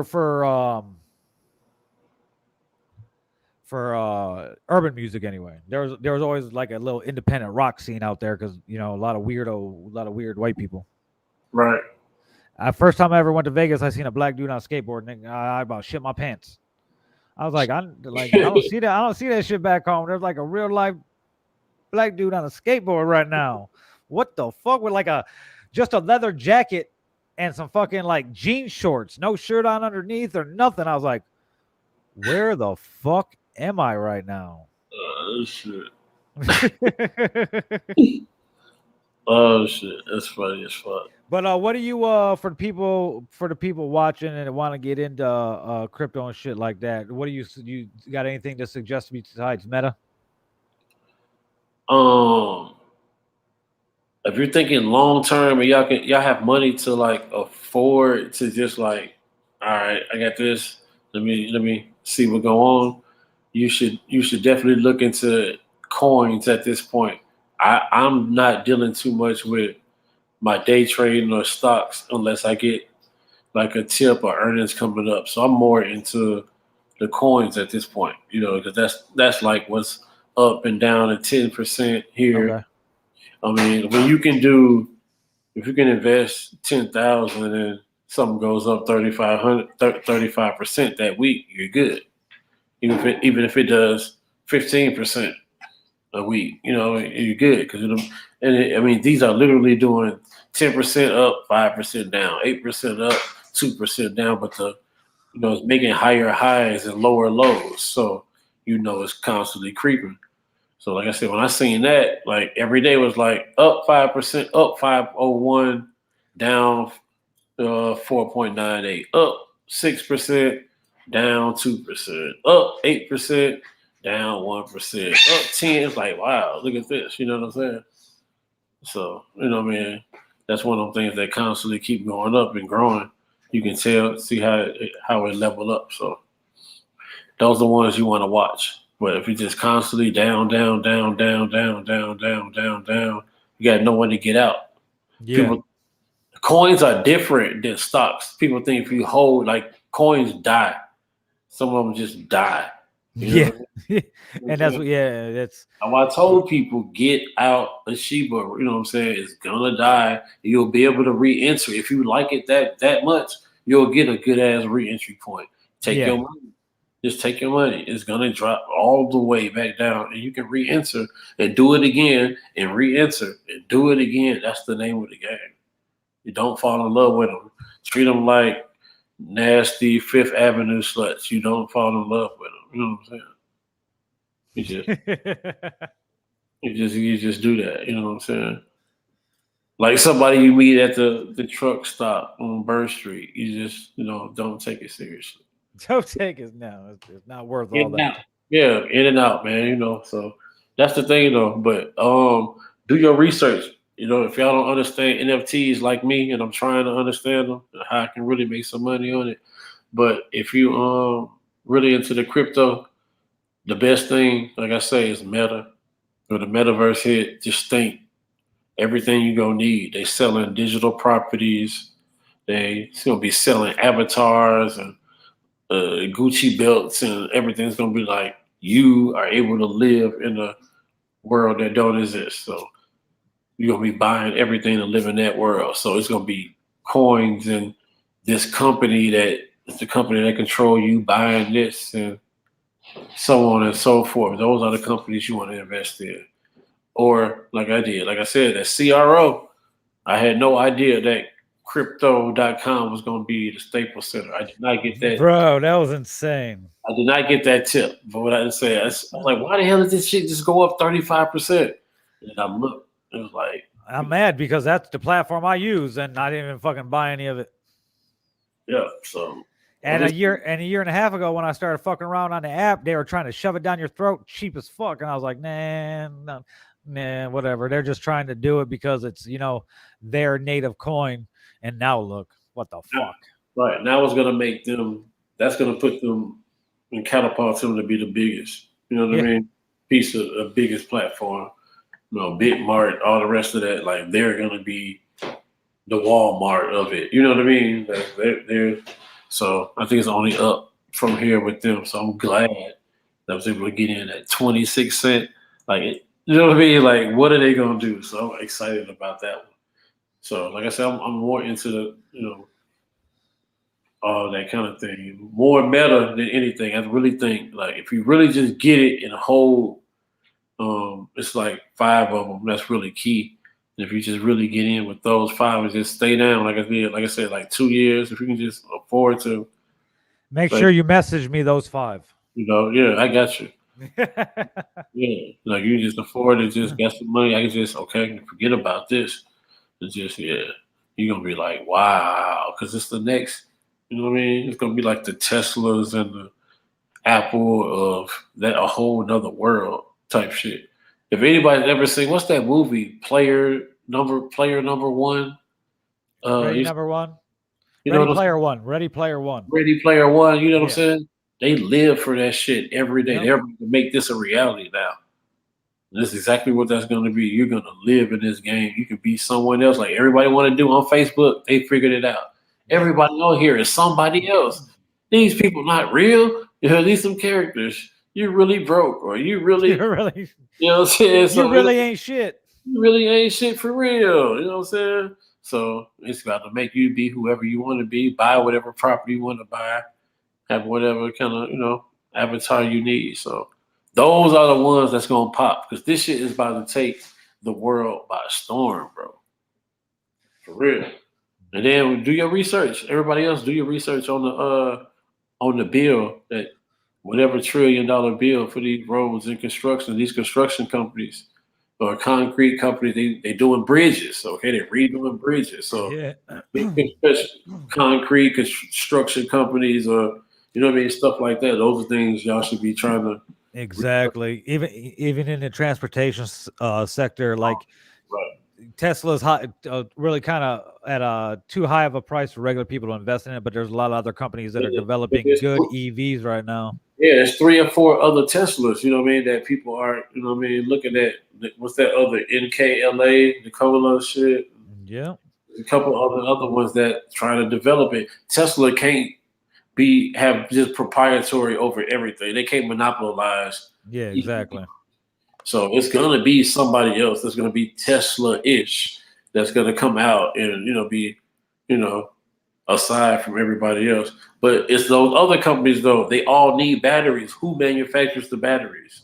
You know what I'm saying? There's a company, there's 2 of them, they have a contract, and those are the shit. It's just research, you know what I'm saying? Yeah, So, you want to invest in any lithium mining companies and all types of shit like that. right, the shit that they're gonna need, you know what I mean? And they try to look, if you got gas and oil companies, get rid of them. What are they trying to do? Make everything electric.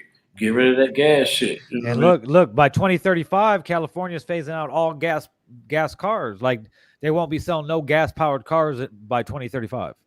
See what I'm saying? That's only fucking 14. That's 13 years from now.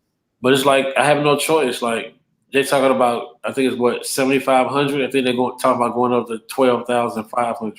Yeah, on the tax credit if you buy an EV yep. car. Why the fuck wouldn't I? It's gonna pay for my car. Bro, especially you get a Model 3 fucking for 40 grand. You get fucking 13. That's $27,000. Right. And I get it. My Audi costs more than that. You see what I'm saying? Like, but I do want to thank you for joining me tonight. Appreciate you for having me, my brother. It's been a wonderful 3.5 hours. That's why I'm really selective who I do these shows with, because I don't want to sit here for a couple hours and just be like, what the fuck did I get myself into type shit. Yeah, time flies too. I'm talking that shit. Bro, exactly. So shit that we talked about. We didn't even really get into detail of all these folks. We were just really talking. That's why there's a point for that. That's why they're always leaves the door open for part 2. For sure. But where can we find you at? If you broke and don't have a budget, please don't find me. It ain't nothing personal. It's just that all the real shit. Like I can't nothing from nothing leaves nothing. You know what I'm saying? I can't do nothing. Can't get blood out of a turnip. You know, resources only get you so far, even if you're not breaking bread, because you still need to break bread with your contacts. You know what I mean? Exactly.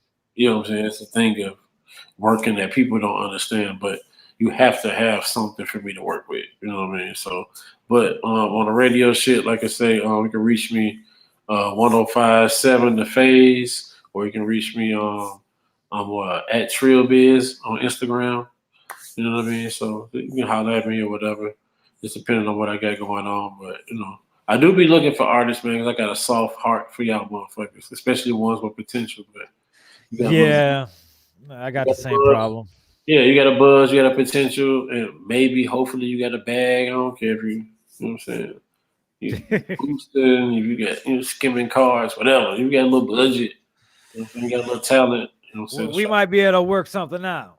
Right. Your uncle used to rob banks, whatever. You know what I'm saying? Just let me know. You got some money buried in grandma's backyard, whatever. But yeah, man, I'm just out here, man, still trying to contribute to the culture, man.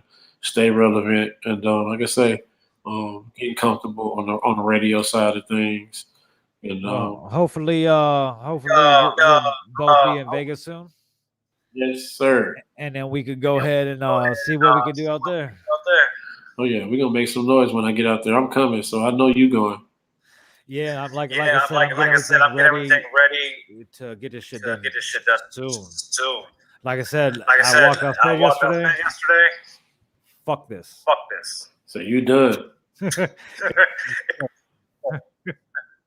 man, I'm good. I'm good on that too. I think I'm ready. I'm finally ready. Yeah. So yeah, man, thanks for having me, man. Like I said, I appreciate it. I love the platform. I always support you. You know, you're a long-term friend. You call me whenever, whatever you need. You know what I mean? All the time. Appreciate you. Well, everybody, thanks for tuning in on the Half of Villain Radio Network. Tune in next week where my guest will be Il Brown. We'll be covering everything from his football career, the injury that led him to not playing for the Chicago Bears, to his entry to the music industry, to now where he's about to take the anime industry by storm. Next week, 7 o'clock. This week, you can find me on Sunday dinner, 8 o'clock on Sunday. Until then, Villain Radio Network on YouTube, RobVillain.com. There's all types of fucking content to watch. Thanks for tuning in.